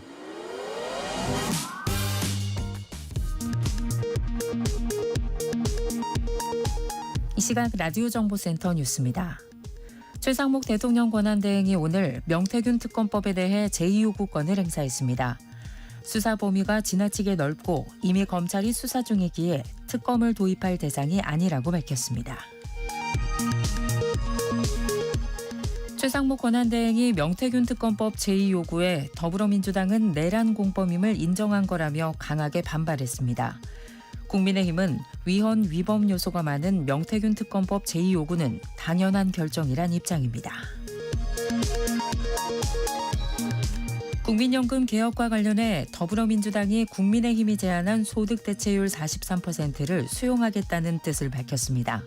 국민의힘은 환영 입장을 밝혔습니다. 대한의사협회는 정부가 의대 모집 인원을 증원전으로 되돌리겠다고 발표한 것에 대해 말장난이라고 비판하며 증원 정책에 대한 사과부터 하라고 요구했습니다. 정부는 의대생 복귀를 촉구하며 의료개혁은 후퇴 없이 추진될 것이라고 밝혔습니다. 트럼프 미국 대통령이 지난 1월 취임 이후 두 번째로 북한을 다시 핵보유국으로 지칭했습니다. 김정은 국무위원 장관은 집권 1기 때와 같은 좋은 관계를 다시 구축할 거라며 북미 대화 재개 의지도 거듭 드러냈습니다. 지금까지 라디오 정보센터 뉴스 편유희였습니다.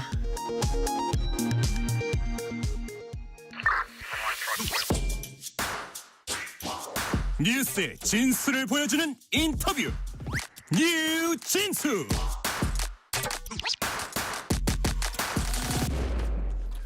우리가 노동과 인권 문제를 얘기할 때 빵과 장미 얘기 많이 합니다. 빵은 생존, 장미는 자존감 의미하죠. 우리 일터는 과연 그 빵과 장미를 얼마나 소중하게 지켜주고 있을까요? 민간 공익단체 직장갑질 119 대표 맡고 계신 윤지영 변호사와 함께 우리의 일터 직장 얘기 나눠봅니다. 윤지영 대표님 어서 오세요. 초대해 주셔서 감사합니다. 아유, 저희가 감사하지요. 자, 윤지영 변호사님은 공익인권법 재단 소속으로 변호사 활동을 많이 하셨고요. 최근에는 직장갑질 119라는 이 단체 대표로 선임됐습니다. 자, 윤지영 변호사님 본인이 직접 나는 이런 사람이다 소개해 주세요. 저는 그냥 아주 사소한 것부터 이야기를 할까요? 예, 말씀하세요. 네. 그 6남매 형제가 6명인데요. 네. 예, 6남매 집의 셋째 딸이고요. 그냥 어렸을 때부터 가운데 예, 계시네요. 중간에 꼈습니다. 예, 예. 예, 딸 많은 집에 이제 아들 낳기 위해서 자식이 6인 집에 이제 셋째 딸이고요. 그렇군요. 좀 많이 형편이 어려웠지만 이제 개천에서 용이 될 수 있을까 싶어서 열심히 공부를 해가지고 어찌어찌 하여 서울대학교 법대에 가긴 했고요. 변호사도 되었고요. 다만 좀 가난하고 소외된 사람들을 위해서 일을 하고 싶다라는 생각으로 그 변호사가 되었기 때문에 계속 그런 활동을 해왔고, 그래서 여전히 저는 경제적으로는 어렵지만 어쨌든 의미 있는 일을 하면서 보람을 느끼며 살고 있습니다. 네. 의미 있는 일을 하시면서 보람 느끼면서 살고 있다는 말씀해 주셨고, 그리고 지금 말씀하신 게 20년 가까운 법조인 활동 통해서 얻은 호칭이 노동인권 변호사라고 들었습니다. 그 노동 현안 가운데서도 특히 직장 갑질 문제에 유독 관심이 이제 많으신 것 같은데 이 문제가 왜 그렇게 중요합니까? 네, 직장 갑질 우리가 이제 보통 갑질이라고 하면 어떤 의미인지 사람들이 다 알 것 같아요. 네네. 그러니까 부당한 대우인 거죠. 공정하지 못하고 정의롭지 못하고 특히 힘 있는 사람들이 네. 힘 있다라는 것을 이용을 해서 권력을 이용을 해서 함부로 사람을 대하는 것, 이게 갑질이고요. 그러한 갑질이 직장에서 벌어졌을 때 이제 직장 갑질 갑질이라고 하는 거죠. 근데 이제 보통 이 노동 문제들은 사실 어떤 의미에서는 다 직장 갑질이기도 해요. 그러니까 돈을 줘야 되는데 임금을 줘야 되는데 임금을 주지 않는 것. 이것도 이제 사실 직장 갑질이고요. 그리고 노동자를 뭐 함부로 해고하는 것 이것도 어떤 의미에서는 이제 갑질이 되는 거죠. 아, 갑질의 큰 의미로 보면 많은 게 들어가네요. 예, 그렇죠. 그리고 뭐 성별에 따라서 차별을 하거나 비정규직이라는 이유로 차별하는 것 이런 것들도 다 사실 갑질이고요. 특히 최근에는 그 직장 내 괴롭힘이라고 해서 그 우월한 지위를 이용해서 고통을 주는 행위. 이런 것들 직장 내 괴롭힘도 이제 갑질의 하나로 들어와 있기는 하죠.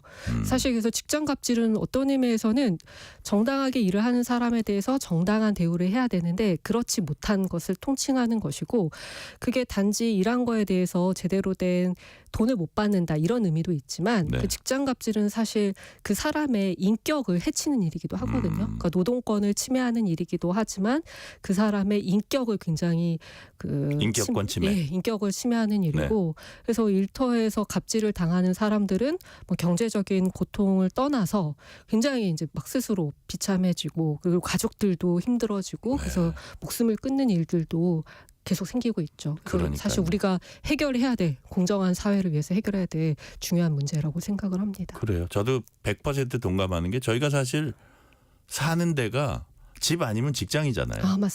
그러니까 그 절반을 집에서는 가족끼리 이제 화합을 하고 화기애애해야 하고 직장 나와서도 정말 내가 인간 대접을 받으면서 편하게 살아야 된다.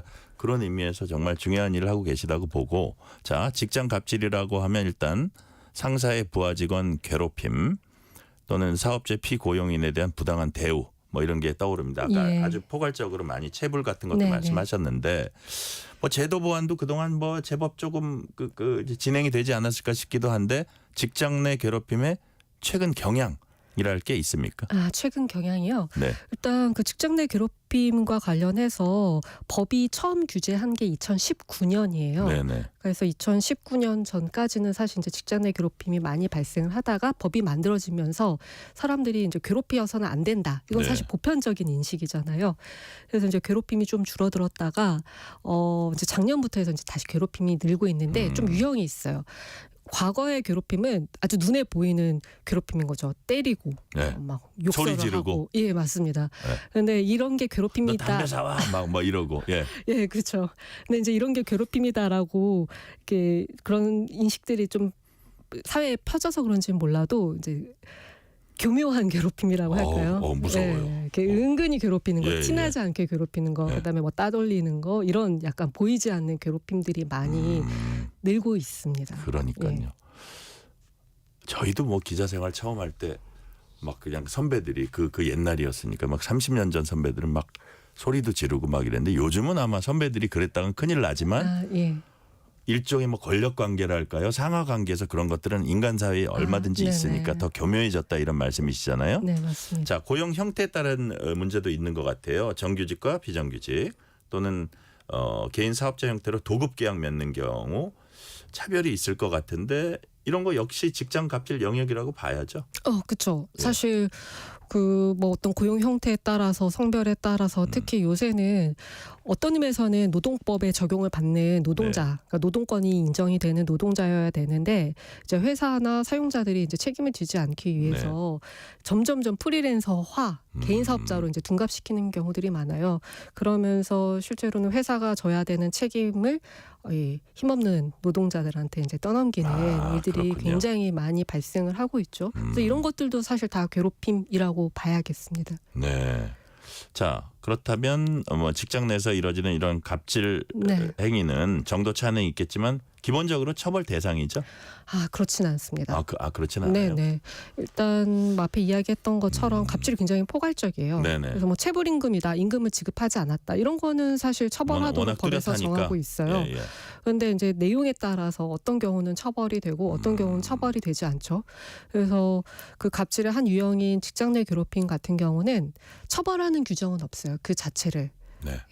그래서 만약에 사용자가 괴롭혔다 그런 경우는 이제 과태료 부과 정도는 가능하지만 실제로 처벌하는 규정은 없습니다.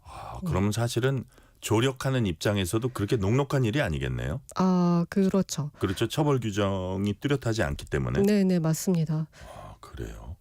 자, 기본적으로 그러면 법적으로 어떻게 보세요? 이게 뭐 처벌 규정이 없다는 게 당연한 겁니까? 아니면 법적으로 좀 구멍이 있는 겁니까? 장단점은 있는 것 같아요. 그래요? 예. 왜냐하면 지나친 처벌주의가 꼭 좋은 건 아니다. 예, 맞습니다. 이제 예. 뭐 갑질이 워낙 형태가 다양하기 때문에 이게 갑질이 나쁘다라는 인식은 있지만 네. 어떤 갑질은 사실 형사 처벌할 정도로 중할 수도 있고요. 네. 어떤 갑질은 앞으로 하지 못하도록 예방하는 선에서 사과하고 예방하는 선에서 끝낼 수도 있는 거거든요. 네. 그래서 모든 것들을 이제 처벌하기 시작을 하면은 오히려 은폐가 될 가능성이 크고요. 이제 그런 것들을 처벌을 판단을 하는 곳에서도 이제 기관에서도 뭐 법원이 될 수도 있고 검찰이 될 수가 있고 고용노동부가 될 수가 있고 이런 데서는 오히려 이제 엄격하게 갑질이 아니다. 뭐 괴롭힘이 아니다. 이렇게 엄격하게 판단할 가능성도 있는 거죠. 네네. 그래서 굉장히 스펙트럼이 다양하기 때문에 이거를 처벌해야 된다, 처벌하지 말아야 된다 이렇게 딱 나눠서 판단할 문제는 아니고요. 사안마다 이제 좀 달리 봐야 되는 거 아닌가라는 생각은 하고 있습니다. 그러면 제가 요 대목에서 갑자기 이제 떠오르는 질문이 어떤 법적으로 이렇게 딱딱 대응을 해줄 수 있는 게 법적 조력 줄 수 있는 게 사실 변호사 입장에서는 제일 편한 건데 그게 조금 약간 그 애매한 부분이 많다 그러면 도움을 요청하는 사람들한테 어떤 식으로 조력을 해줍니까? 일단 구체적인 사안을 잘 들어야 되긴 하고요. 그래서 그 사안을 들었을 때 이게 법에서 현재 규제를 하고 있는 내용이다. 네. 그러니까 뭐 이유도 없이 뭐 나가라 해고를 한다. 그러니까 아무런 뭐 잘못이 없는데 나가라라고 해서 해고를 한다라고 하면은 해고 같은 경우는 이제 부당해고 구제 신청이라는 제도가 있어요. 그래서 그렇게 노동위원회 부당해고 구제 신청을 안내를 할 수가 있는 거고요. 뭐 임금을 못 받았다던가 뭐 연차 휴가를 못 받았다던가 이런 것들은 또 이제 노동청에 진정을 할 수가 있거든요. 신고를 할 수가 있거든요. 그렇게 안내를 해주기도 하고요. 근데 이제 그 답답한 거는 현행 법으로 안 되는 경우들이 되게 많죠. 예를 들어서 가장 대표적인 게 어떤 거예요? 대표적으로 사실상 종속되어서 그러니까 좀 종속이라는 표현이 좀 어려울 수도 있는데 그냥 말 그대로 그냥 일반 노동자처럼 일을 하는데 노동을 해서 그에 대한 임금을 받아서 먹고 사는 이 노동자인데 지금 이제 프리랜서 개인 사업자로 이렇게 위장된 사람들이 굉장히 많아지고 있어요. 그러면 이런 분들 같은 경우에는 사실 그런 노동법이 적용이 안 되기 때문에 방법이 없는 거죠. 그래서 이제 제가 최근에 그 책을 하나 썼는데 거기에 이제 안녕하세요 한국의 노동자들이라는 책입니다. 네네. 근데 이제 그 책의 여러 꼭지 중에 특히 이렇게 일을 하지만 노동자로 인정받지 못하는 노동권을 보호받지 못하는 사람들의 이야기를 썼는데 이제 그 중에 하나만 잠깐 설명을 할게요. 핸드폰을 판매하는 노동자예요. 그래서 이제 고등학교를 갓 졸업을 해가지고 이렇게 핸드폰 판매하는 일을 시작하게 됐는데 이분 같은 경우에는 일단 근로기준법이 적용이 안 돼요. 네, 근로기준법이 적용이 안 되는 거는 본인이 원해서 근로기준법이 적용이 안 되는 게 아니라 그냥 회사에서 당신은 개인사업자다라고 하니까 이제 사실상 아침 9시부터 밤 10시까지 일을 했는데 회사가 정한 실적을 못 맞췄어요. 그러니까 팔아야 되는 핸드폰을 못 판 거죠. 했더니 한 푼도 급여가 0원이었거든요. 근데 이제 노동법 같으면 최저임금법에 따라서 최저임금이 보장이 되는데 올해 같으면 이제 한 시간당 1030원이죠. 최저임금이 보장이 되는데 노동자가 아니면 최저임금법이 적용이 되지 않는 사람은 아무리 일을 많이 해도 결국에는 한 푼도 이제 못 가져갈 수가 있는 거죠. 그 책임이 다 라이더 떠나고요. 배달업계 종사자들 어떻게 돼요? 맞죠. 마찬가지예요? 예, 맞습니다. 그분들 같은 경우에도 지금 법이 조금 개정이 되어서 뭐 산업재해보상법 몇 개 이제 법은 적용되지만 기본적으로는 노동권이 인정 못 받고 있죠.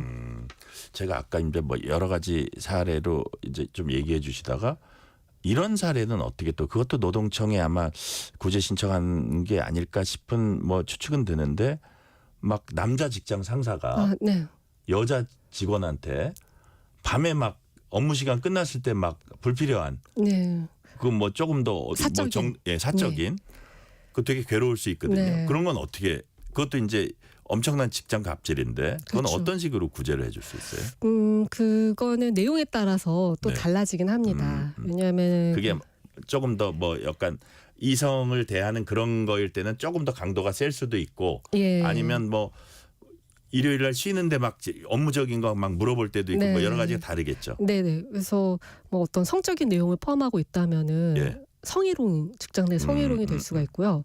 성적인 내용을 포함하지 않더라고 하더라도 불필요하게 사적인 네. 접근을 하거나 그다음에 꼭 그 시간이 아니어도 일을 할 수가 있는데 다른 시간에 근무 예, 시간 예. 중에 업무 시간 중에 일을 할 수 있는데도 불구하고 아무 때나 그렇게 일을 시키는 메시지를 보낸다. 이런 거는 사실 직장 내 괴롭힘이 될 수도 있는 거죠. 그러니까요. 예.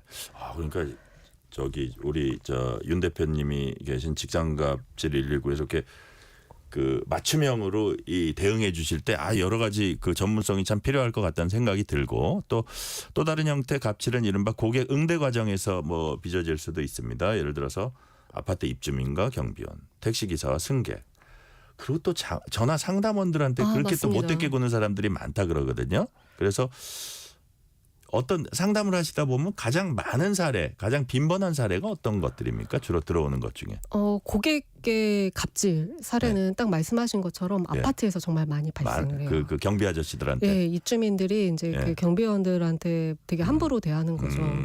그래서 사실 경비원들 입장에서는 지금 쉬는 시간인데 쉬는 네. 시간에 왜 일 안 하냐. 예. 그러니까 우리가 내는 관리비로 당시 월급 주고 있는데, 그러니까 굉장히 늘 성실하게 최선을 다해서 일을 해야 되는 거죠. 그래서 제가 만났던 아파트 경비원은 그런 얘기를 한 적이 있어요. 예. 만약에 500명의 입주민이 있다. 그러면은 본인은 500명의 입주민의 사용자로 둔 머슴 같은 존재인 것 같다라는 그래요? 표현을 해요. 그리고 이제 입주민이 민원을 넣으면 관리사무소에 민원을 넣으면 사실 그 경비원들 같은 경우에는 또 쉽게 해고가 되기도 하거든요. 예. 그리고 요새 아파트 경비원들은 계약 기간이 보통 3개월로 맺어요. 그러니까 네. 3개월 일하고 또 3개월 연장하고 계속 3개월, 그러니까 3개월마다 이제 굉장히 불안에 떨어야 되는 되게 거죠. 어떻게 보면 좀 취약한 측면이 있네요. 예. 예. 그러다 보니까 경비원들이 일을 하면서 불만이 많고 하고 싶은 말이 있어도 계속 3개월을 또 연장을 해야 되니까 말을 못하고 다 참게 되는 거죠. 막 어린 사람이 와가지고 그런 얼토당토한 막 얘기하고 그래도 일단은 참 얼마나 스트레스가 쌓이겠어요, 사실. 그렇죠. 그죠? 그래서 제가 썼던 책에도 네. 그 입주민의 괴롭힘 때문에 결국 스스로 목숨을 끊은 경비원 이야기가 그래요? 나오거든요. 워낙 그 경비원을 굉장히 인격을 무시하면서 함부로 대하고 사실 어떤 의미에서는 우리 사회에 좋은 일자리가 많이 줄어들고 네. 그래서 중고령 남성들이 사실 선택할 수 있는 가장 많은 일자리가 아파트 경비원인데 그렇죠. 당신이 굉장히 뭐 못나고 배운 게 없으니까 이런 일을 하고 있다라고 하면서 막 함부로 입주민이 아까 막 우리가 무시를 말씀하신 빵과 장미 중에 진짜 장미네요. 맞습니다. 자존감. 그렇죠. 예. 그래서 그런 것들 어엿한 때문에 가장인데. 맞습니다. 예, 가족 있고 가장인데 야. 그래서 고객이 이제 그렇게 갑질을 하는 경우들이 아파트에도 있고 말씀하신 것처럼 콜센터 노동자들도 굉장히 갑질을 많이 당하고 그렇죠. 있죠. 그리고 식당 우리가 이제 보통 서비스 업종에 종사하시는 분들, 뭐 카페에 근무하시는 분들 이런 분들도 사실 이제 손님이 왕이니까 고객이 왕이니까 그 과정에서 다 응대를 해야 되고 그래서 그러니까요. 갑질을 많이 당합니다. 자, 아까 말씀하신 책 제목이 안녕하세요. 한국의 노동자들. 안녕하세요. 한국의 노동자들. 이거 최근에 네. 이제 출간을 하셨습니다. 모두 11가지 사례를 빼곡히 모으셨다고 하는데 자, 그중에 이제 뭐 윤지영 변호사님이 대표적으로 뭐 딱 기억에 나는 사례 한 가지만 거기서 꼽아서 요거는 방송에서 한번 소개해 주고 싶다 하는 거 지금 생각나는 거 있으세요? 네. 예. 그 골프장 캐디 네, 사건인데요. 네. 그 골프장 캐디가 그 골프장 캐디들을 통솔하는 상급자한테 굉장히 괴롭힘을 많이 당했어요. 그래요? 공개적으로 모욕을 당하기도 하고 그래서 그 캐디분이 결국에는 목숨을 끊었거든요. 스스로 목숨을 끊었거든요. 네. 그런데 안타깝게도 이분도 이제 골프장 캐디도 법이 적용이 되지 않는 노동법이 적용이 되지 않는 그런가요? 소위 특수고용 노동자라고 표현되는 사람입니다. 그렇군요. 예. 근데 지금 현재 이 괴롭힘으로 인한 자살해가 같은 경우에 이 직장 내 괴롭힘 규정은 근로기준법에 있거든요. 네. 그러니까 근로기준법이 적용이 안 되니까 사실 죽은 사람만 억울하고 가해자도 아무런 처벌을 못 받고 회사도 우리 책임 아니다라고 이렇게 계속 발뺌했던 사건인 그래요? 거죠. 그래서 결국에는 소송까지 가게 됐고요. 근데 소송하는 과정에서 고인이 얼마나 이제 힘들었을지, 그다음에 유족 굉장히 피눈물이 났겠어요. 예. 그래서 사실 소송을 해서 결과는 좋기는 했어요. 결국에는 가해자가 책임져야 된다. 그다음에 네. 회사도 책임을 져야 된다. 라고 이제 법원에서 판결을 해서 어쨌든 결과적으로 잘 끝난 사건이긴 하지만 근데 사실 그렇다고 해서 죽음을 되돌릴 수는 없는 일이잖아요. 되돌릴 수 없고 예. 법적인 어떤 미비점은 우리가 사회가 고민해야 될 부분이다. 예, 맞습니다. 그런 말씀이시네요. 네네. 자, 갑질 문제 거론할 때 우리가 반드시 짚고 넘어가야 할 문제가 바로 직장 내 성희롱입니다. 자, 사무실 내 이중 권력 관계로 이제 규정을 하셨다고 제가 들었는데 이건 또 어떤 사례였어요? 파견 노동자예요. 네. 그러니까 여성 파견 노동자고요. 그러니까 젊은 여성 파견 노동자들이 사무보조로 네. 어떤 회사에 들어가서 일을 하게 된 거죠. 근데 그 일을 하던 그 회사에 다 남성들이었고요. 이 남성들이 이 젊은 여성 파견 노동자 2명을 아주 노골적으로 성희롱을 했어요. 그러니까 피해자도 2명이고 가해자는 아주 여러 명이군요. 예, 가해자는 굉장히 많습니다. 와, 그럼 뭐 어떻게 보면 직장도 아닌데, 예. 네, 예. 뭐 노골적으로 뭐 너희들이 이뻐서 뽑았다. 늘상 이제 몸매 막 평가부터 해서 네. 그리고 막 굉장히 야한 막 농담 이런 것들을 아무렇지도 않게 하고 심지어 이게 뭐 성추행도 최근의 있었고요. 일입니까? 좀 시일이 지났습니까? 네, 한 2년 전에 벌어진 뭐 일이긴 최근의 합니다. 일이네요. 네. 예. 그래서 이 파견 노동자들이 막 몇 개월 동안 그렇게 계속 매일매일 이제 성희롱을 당하다가 도저히 안 되겠길래 회사 얘기를 한 거죠. 사용자한테 해결해 달라. 했더니 오히려 해결해 달라라고 말한 그 순간 이분들은 쫓겨났거든요. 그 자리에서. 그래요. 근데 안타깝게도 이거를 법적으로 다투기가 만만치가 않아요. 그래요. 왜냐하면 이분들의 신분은 파견 노동자이기 때문에 실제 이 파견 노동자를 성희롱한 회사와 이분들이 근로계약서를 쓴 회사가 다르거든요. 네. 그러니까 이분들은 파견 업체에 소속이 되어서 지금 일을 하러 간 것이 되고 일을 하러 간 곳은 실제로 같이 일을 했지만 사용자가 아닌 거예요. 네. 같이 일을 했지만 같은 회사의 동료들이 아닌 거예요. 그래서 그렇게 해고를 했지만 법적으로는 그게 또 부당 해고가 되지도 않아요.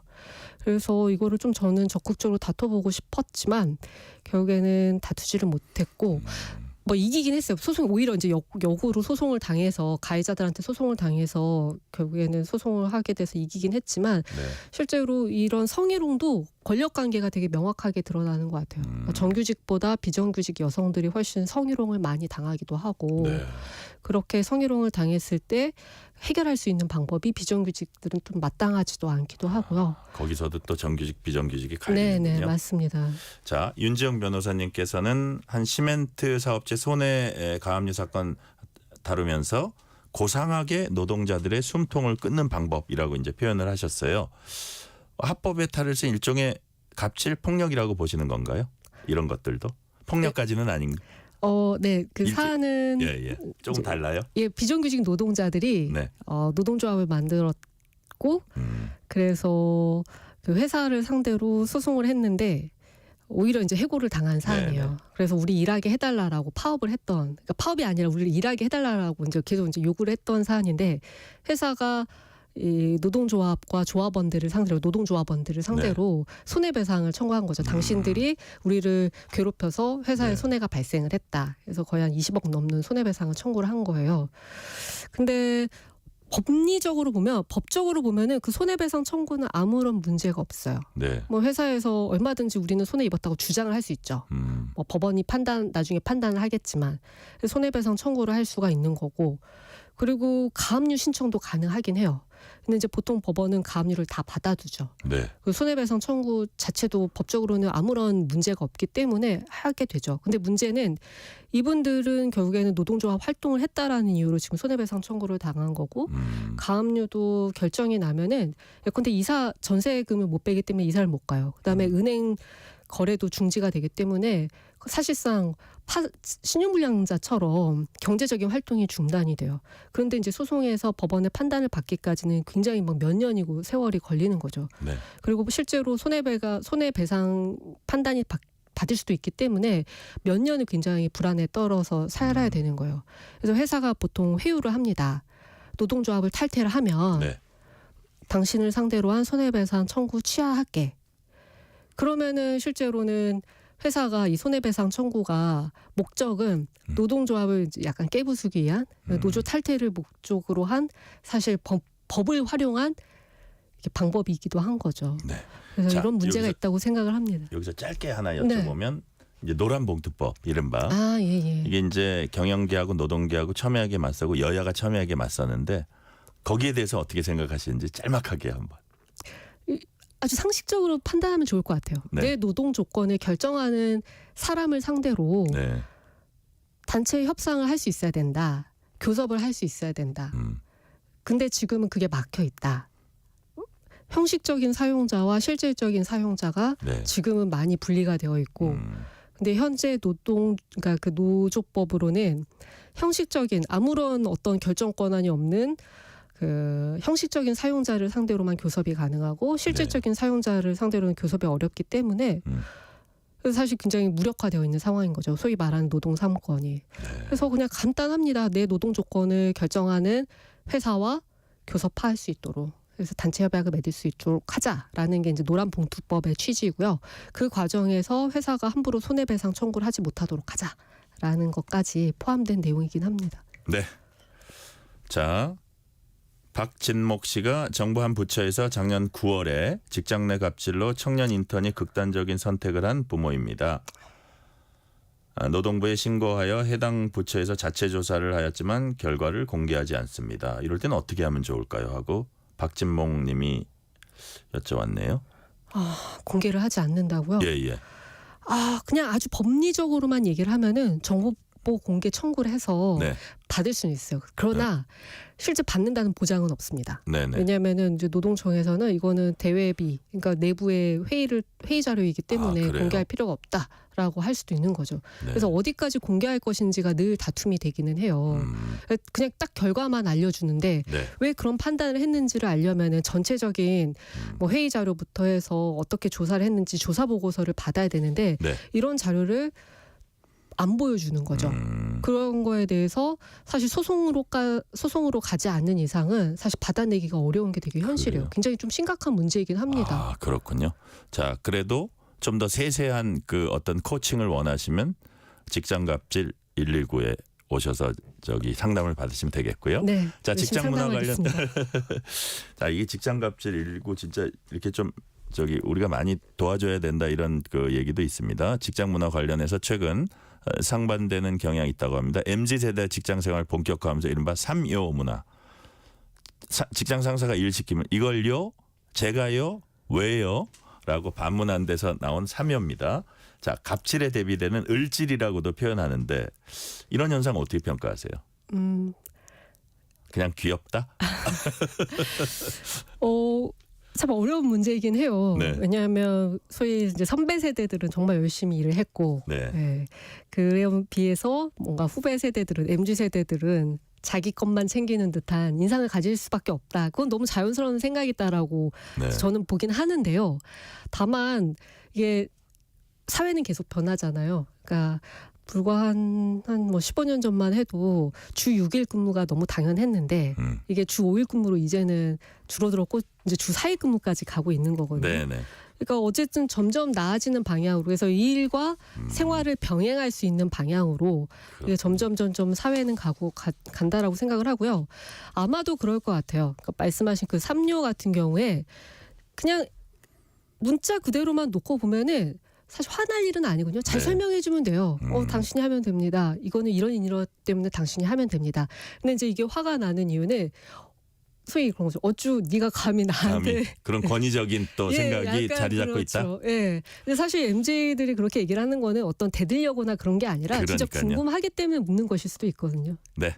3253님이 직장갑질 119는 평소 언론에서 많이 들었는데 윤지영 대표 변호사님을 뉴스레터 K 인터뷰로라도 만나게 되니 반갑습니다. 고맙습니다. 상황이 어려운 노동자들 위해 어렵지만 보람된 일을 하시니 마음으로 응원하면서 외롭지 않은 길이었으면 좋겠습니다. 감사합니다. 자, 시간은 다 되긴 했는데 짤막하게 끝으로 가장 관심 쏟고 계신 현안 무엇인지 해결 위해 어떤 활동 계획하고 계십니까?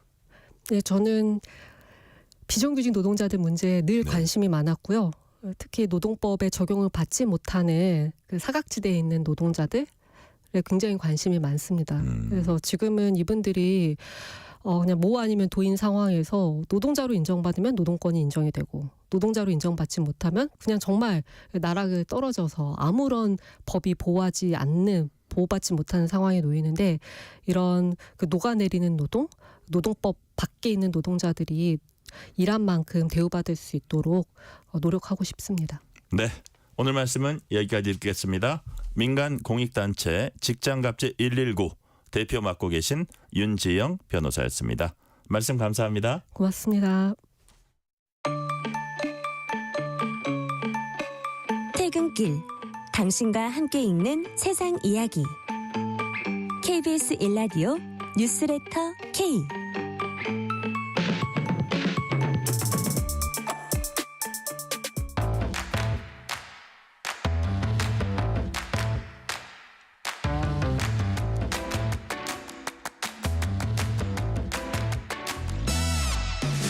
오늘 가장 뜨거운 뉴스, 화제 소식 쏙쏙 골라서 전해드립니다. 뉴스레터 브리핑.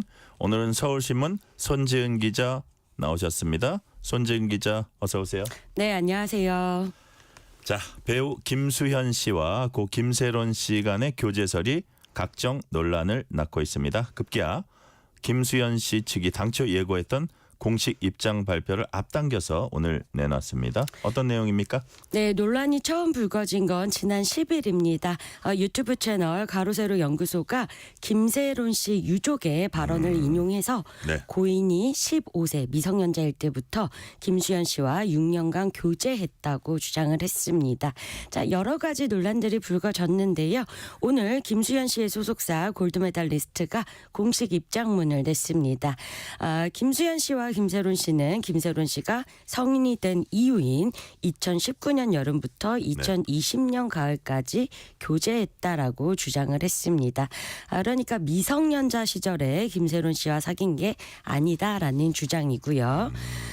그리고 이제 가로세로 연구소에서 두 사람의 사진들이 여러 장이 공개가 됐었는데 이것도 김세론 씨가 성인이 된 이후에 촬영된 사진이다라고 주장을 했습니다. 가세연에서 이 반복적으로 주장하는 어릴 때 미성년자 당시에 촬영했다는 사진은 당시는 교제하던 시기가 아니라서 존재할 수 없다라는 게 소속사의 주장입니다. 네. 자, 그리고 군 시절 군복무 시절에 김수현 씨가 이 김세론 씨에게 보낸 편지도 공개가 됐는데요. 가까운 지인들에게 보내는 편지 중에 하나였고 애칭이라고 주장한 특정 단어는 애칭이 아니다라고 반박을 했습니다. 또 하나 이제 불거졌던 문제가 경제적 문제, 김세론 씨의 경제적 문제를 외면했다라는 의혹도 있었는데요.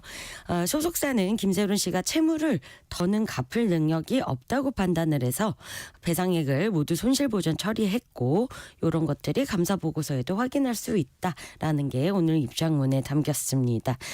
고인이 받았다는 7억 원 규모의 이 내용 증명 역시 업무상 배임죄 등에 대비하기 위한 조치고 김세론 씨의 채무를 대손충당하기 위한 과정이었다라고 주장을 했습니다. 또 이 한 사람이 사생활로 인해 이런 일들을 감내하는 게 너무 고통스럽다라는 입장도 담겼고요. 애초에 다음 주 입장을 내겠다라고 했지만 여러 이제 의혹이 계속 불거지면서 오늘 하루 만에 입장을 낸 겁니다. 반면에 여기에 대해서요. 김세론 씨 유족은요. 이 모든 것이 거짓 주장이다라고 했고요. 또 김세론 씨의 모친이 조만간 친필로 쓴 입장문을 공개하겠다라고도 여러 언론에 알린 상태입니다. 그래요? 또 가세현 쪽도 뭐 추가 폭로하겠다 이런 얘기를 하던데 자 그렇다면 이제 김수현 씨가 워낙 유명 연예인이고 탑스타다 보니까 광고계, 방송가 여기도 이제 비상이 걸렸다면서요. 네, 드라마 별에서 온 그대 요걸 통해서 이제 큰 인기를 얻었고 지난해 방영됐던 드라마 눈물의 여왕 같은 경우에는 전 세계적으로 히트를 쳐서 중국 등 이 아시아 지역에서도 인지도가 높습니다. 김수현 씨를 광고 모델로 내세운 브랜드만 홈플러스, 샤브올데이, 뚜레쥬르 등 한 10여 개에 달하고요. 이미 기업들이 발빠르게 인스타그램이나 해당 계정에서 사진들을 삭제하고 있습니다. 샤브샤브 브랜드 샤브올데이는요. 공식 소셜미디어에서 김수현 씨 관련 사진 모두 비공개 처리했고 K2코리아도 역시 관련 사진 모두 비공개 처리했습니다. 자, 그리고 중국에서 인기가 많은 LG 생활건강은요 10여 년 전 유튜브에 올렸던 화장품 광고 영상도 삭제를 했습니다. 그리고 이달 말에 이 계약 기간이 종료되는 CJ 푸드빌의 뚜레쥬르는 추가 연장을 하지 않기로 했습니다. 광고계뿐 아니라 방송계도 비상인데요. 이제 최근에 쥐드래곤과 함께하는 굿데이라는 프로그램의 게시판은 하차 요구가 빗발치고 있고요. 또 김수현 씨가 주연을 맡은 디즈니 플러스의 오리지널 시리즈 너거프 여전히 촬영 중이지만 4월로 예정됐던 제작 발표의 일정 등은 차질을 빚을 가능성도 있다고 합니다. 네. 5월 초에 어쩌면 최장 6일간의 황금 연휴가 펼쳐질 가능성이 있다고 합니다. 그래서 직장인들이 벌써부터 기대감으로 막 설레고 있다고 하는데 자, 중간에 낀 5월 2일 금요일을 임시 공휴일로 지정할지 여부가 관건이라고 해요. 네, 일단 올해는요. 부처님 오신 날이 5월 5일입니다. 네. 월요일이고 어린이날이랑 겹칩니다. 그래서 5월 6일인 화요일은 대체 공휴일로 지정이 돼 있는 상황입니다. 네네. 5월 1일은요 근로자의 날이라서 직장인들은 회사 방침에 따라 쉬는 경우도 많이 있습니다. 3일과 4일은 주말이라서 금요일인 2일이 만약에 임시공휴일로 지정이 되면은요 최장 6일의 황금 연휴가 완성되는 겁니다. 이 때문에 일부 직장인들 사이에서는 정부가 5월 2일을 임시공휴일로 지정해주길 기대하는 분위기도 확산되고 있습니다. 그런데 물론 이제 임시공휴일 유급휴가 할 수 있는 경우가 대기업에 이제 집중되기 때문에 좀 이 부분에서도 차이가 있습니다. 지난 1월에도요 네네. 정부가 설 연휴와 주말 사이에 끼어있던 1월 27일 임시공휴일로 지정해서 당시 6일간의 연휴가 완성됐던 바 있습니다. 근데 다른 한편에선 우려의 목소리도 이제 나오고 있다고 합니다. 무슨 얘기입니까? 네, 임시공휴일을 지정하는 이유가 소비와 관광 등 내수 진작 효과를 거두기 위해서입니다. 자, 그런데 이렇게 충분하게 연휴를 만들어 놨더니 많은 분들이 해외여행을 가는데 집중하고 있다는 겁니다. 지난 1월에도요. 해외로 빠져나간 인원이 역대 최대 규모를 기록해서 현실적으로는 내수 진작에 도움이 안 됐다는 겁니다. 그 법무부 자료에 따르면요. 1월 내국인 출국자 수가 297만 5,191명입니다. 작년 같은 달을 비교해봤더니 7.3% 정도 증가를 했는데 네. 요 황금 연휴가 영향을 끼친 거죠. 자, 카드 매출도 요 기록을 따져볼 수 있습니다. BC카드의 1월 하루 평균 카드 매출액을요. 보통 이제 개인 카드를 100으로 봤을 때 1월 27일 지난 이제 임시공휴일 때 네네. 국내 매출액이 98. 그러면은 이 정도가 줄어든 거죠. 줄어든 거네요. 네, 반면에 해외 매출액은 103.4. 평소보다 국내에서는 돈을 덜 쓰고 네. 해외에서는 더 썼다라는 겁니다. 통계청의 속보성 통계 지표에도요 비슷한 추세가 확인이 됩니다. 그렇군요. 자, 마지막 소식은 기온입니다. 오늘 낮 기온은 계절을 한 달 앞서서 4월 중순 수준으로 올라갔습니다. 근데 모레부터는 꽃샘추위가 찾아온다고 하네요. 네, 오늘 정말 4월 중순인가 싶을 정도로 그러니까요. 따뜻했습니다. 서울은요 한낮에 18도까지 올라갔고요. 광주는 21도까지 올라갔습니다. 평년보다 5도 정도 높아서 4월 중순 수준이고요. 그런데 이제 오늘 아침 최저 기온이 한 5도 정도였으니까 일교차는 10도 이상 난 겁니다. 내일 토요일은요. 한반도 남쪽으로 저기압이 지나면서 제주도와 남부지방에 비 내리고요. 일요일에는 찬 공기를 동반한 기압골 접근하면서 전국으로 비와 눈이 확대합니다. 그런데 동풍이 유입되는 강원 지역에서는 대설특보 수준의 많은 눈이 예고되고 있습니다. 상간에 시간당 3에서 5cm 이상의 매우 강한 눈이 내리는 곳도 있을 것으로 보입니다. 이 비나 눈은요 주말 지나면서 모두 그치겠지만 이후에는 기온이 크게 떨어집니다. 다음 주 월요일부터는요 서울 등 내륙 기온이 영하로 떨어집니다. 그러면 매서운 꽃샘추위가 예상이 되고 있고요. 서울 기준으로 아침 기온이 월요일에 마이너스 2도 그리고 화요일은 0도로 예상이 됩니다. 3월 하순으로 접어드는 시기에 영하권 겨울 날씨가 찾아오는 이제 우리가 잘 알고 있는 꽃샘추위고요. 네. 지금 일교차가 굉장히 심하고 또 따뜻했다가 갑자기 추워지기 때문에 급격한 기온 변화에 대비가 필요하다라고 합니다. 네, 오늘 말씀 여기까지 듣겠습니다. 지금까지 서울신문 손지은 기자였습니다. 손지은 기자 그동안 고생 많았습니다. 네, 감사합니다. 감사합니다.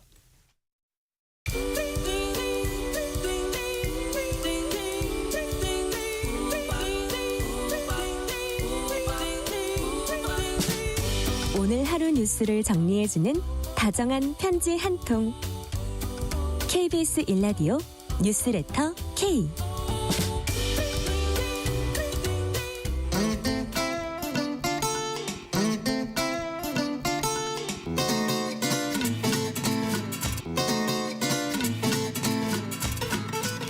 매주 다양한 문학의 전문가와 재미있고 유익한 얘기 나눠보는 시간, 주말엔 문화.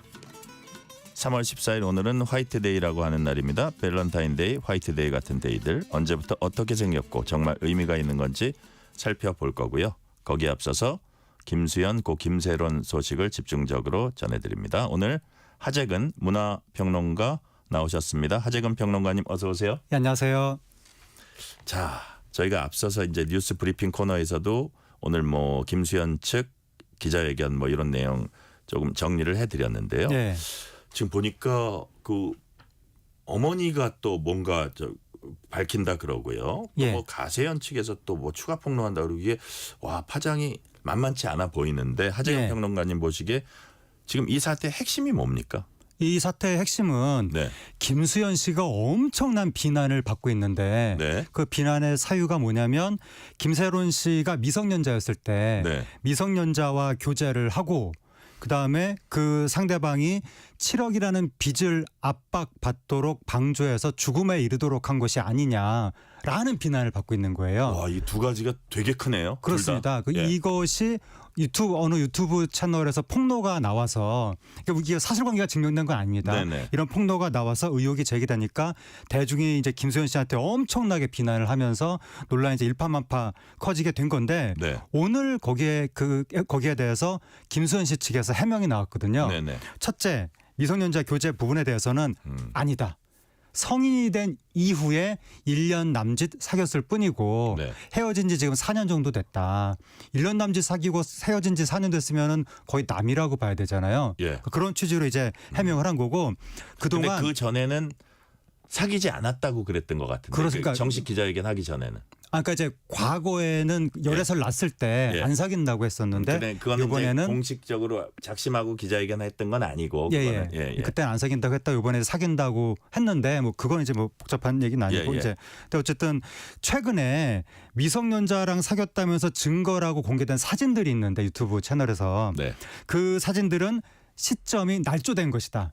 성인이 된 이후에 찍은 걸 마치 미성년자 시절에 찍었던 것처럼 대중을 속였다. 거짓말이다. 라고 주장을 했고 그다음에 7억 빚 압박에 대해서는 이 7억 원을 갚으라고 그러니까 이제 그 김세론 씨의 전 소속사 측에서 네. 김세론 씨가 갚아야 될 위약금 뭐 배상금 이런 것들을 7억 원 정도를 대신 내줬다는 거예요.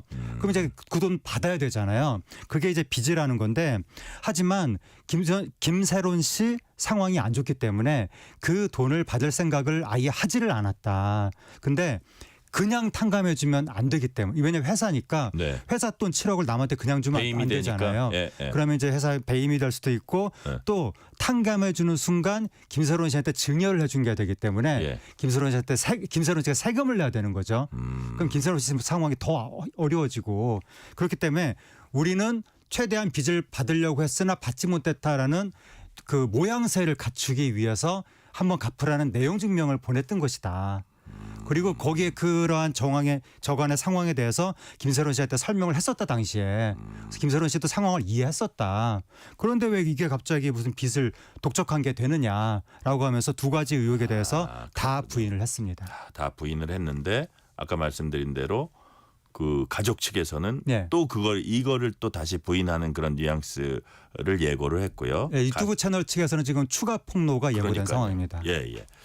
자, 하재근 평론가님, 김수현 씨 이제 광고 모델로 기용하던 기업들 많습니다. 네. 그리고 김수현 씨가 출연하던 TV 예능 프로그램, 뭐 드라마라든지 불똥이 당연히 튀고 있는데 자, 이 상황은 어떻게 전반적으로 평가하고 계세요?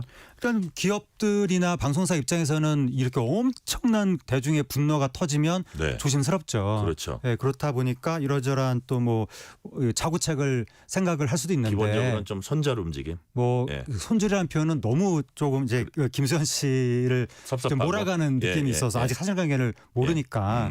근데 어쨌든 지금 중요한 것은 논란이 이렇게 일파만파 퍼지는 가운데에서 네. 한쪽이 의혹 제기를 하는데 사실관계가 확인되지 않은 상태에서도 너무 많은 대중이 네. 그 의혹을 사실이라고 믿고 지금 김수현 씨를 공격하고 있는 것이 아니냐.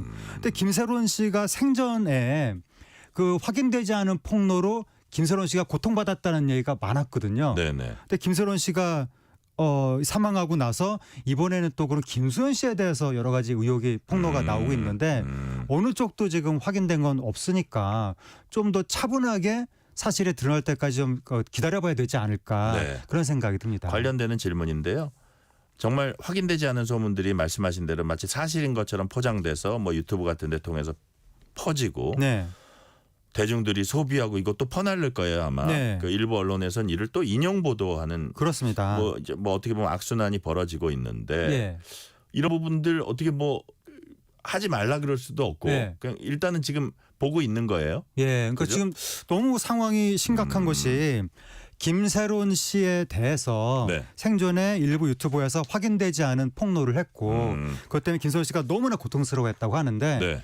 그 유튜버의 폭로를 일부 언론이 그대로 받아서 계속 보도를 하면서 사태를 더 키웠거든요. 네. 그래서 김세론 씨 사후에 이건 정말 잘못됐다, 반성해야 된다라는 기사가 많이 나왔거든요. 그렇죠. 그랬는데 이번에 김수현 씨에 대해서 또 일부 유튜버에서 폭로가 나오니까 언론이 또 그걸 그대로 받아서 기사화하고 있는 거예요. 그러니까요. 똑같은 행태가 반복되고 있는 거예요.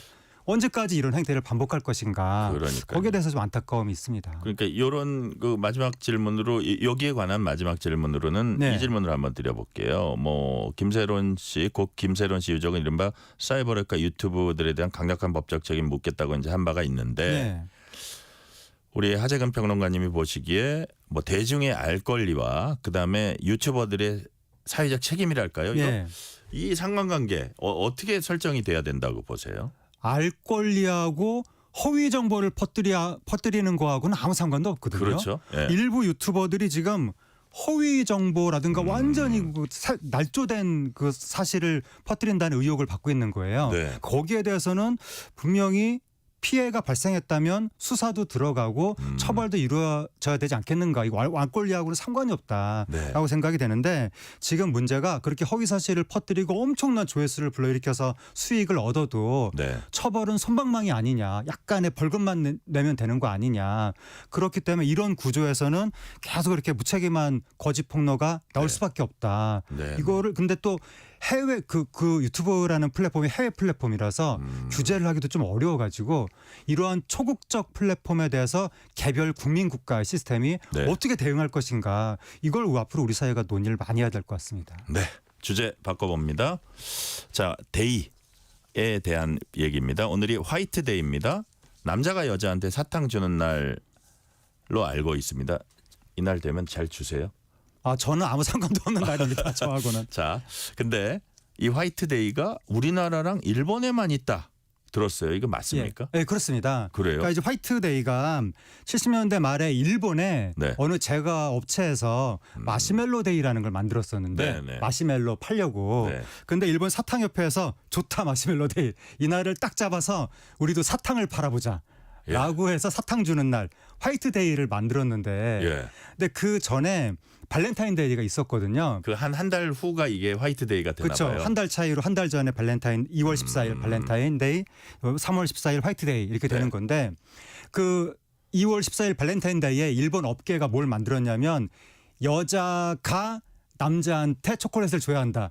요 공식을 만든 거예요. 원래 그런 공식이 없었는데. 예, 예. 그래서 여자가 남자한테 주니까 남자가 여자한테 주는 날도 있어야 되는 거 아니냐. 그래서 한 달 후에 화이트데이 때 남자가 여자한테 사탕을 주자. 예. 요래서 이 두 날이 그렇게 세트로 여자가 남자가 여자한테 이렇게 주는 날이 돼서 약간 준조세 치르듯이 두 날을 힘들게 치러야 되는 그게 이제 한국하고 일본만 유독 그렇게 한다는 겁니다. 자, 그러다 보니까 또 빼빼로데이라는 거 생겼잖아요. 네, 11월 그렇습니다. 11일인가요? 예, 예. 아, 사람들 참 머리도 좋은데 예. 요즘 뭐 삼겹살데이, 삼치데이 뭐 다 있다 그러는데 네.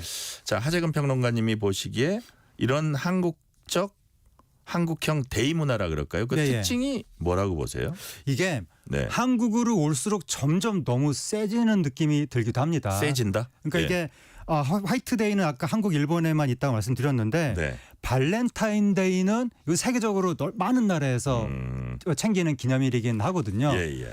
근데 그렇다고 발렌타인데이가 엄청나게 우리처럼 막 부담을 안기는 이날은 꼭 우리가 이벤트를 해야 돼 이런 식은 아니거든요. 이벤트에 대한 우리가 약간 좀 너무 심한 집착이 있나요? 그런 것 같습니다. 예, 남자들이 굉장히 막 부담감을 느끼고 그런데 어쨌든 서양은 안 그렇거든요. 네네. 근데 일본으로 오면서 아까 말씀드렸던 것처럼 일본 업계에 의해서 여자가 남자한테 초콜릿을 주면서 고백하는 날 막 이런 식의 의미가 덧붙여졌는데 네. 이게 한국으로 와서 이제 초콜릿 사탕은 기본으로 깔고 들어가는 거고 이벤트를 해야 된다. 우리가 막 또 선물도 별도로 또 줘야 된다. 예. 이런 식으로 되면서 요즘에 또 그리고 그 초콜릿의 또의 가격도 점점 더 올라가는 거예요. 그러니까 뭐 너무 그러니까 동네 슈퍼에서 이렇게 사가지고 주면은 또 괜히 안 될 것 같고. 네. 예. 그래서 요즘에는 막 고가의 또 초콜릿 세트가 이런 게 시즌만 되면 편의점에 막 쌓여 있지 않습니까? 그러니까요. 그렇다 보니까 초콜릿은 초콜릿대로 이벤트는 이벤트대로 많은 지금 경제적 부담이 생기는 그러니까요. 그런 시즌이 됐습니다. 자, 어떻게 보면 그게 이제 좋은 추억, 네. 뭐 1년에 한두 번 이렇게 좋은 추억으로 이렇게 재미있게 네. 하면 좋을 것 같은데 이게 지나치게 상술에 너무 휘둘리는 거 아니에요?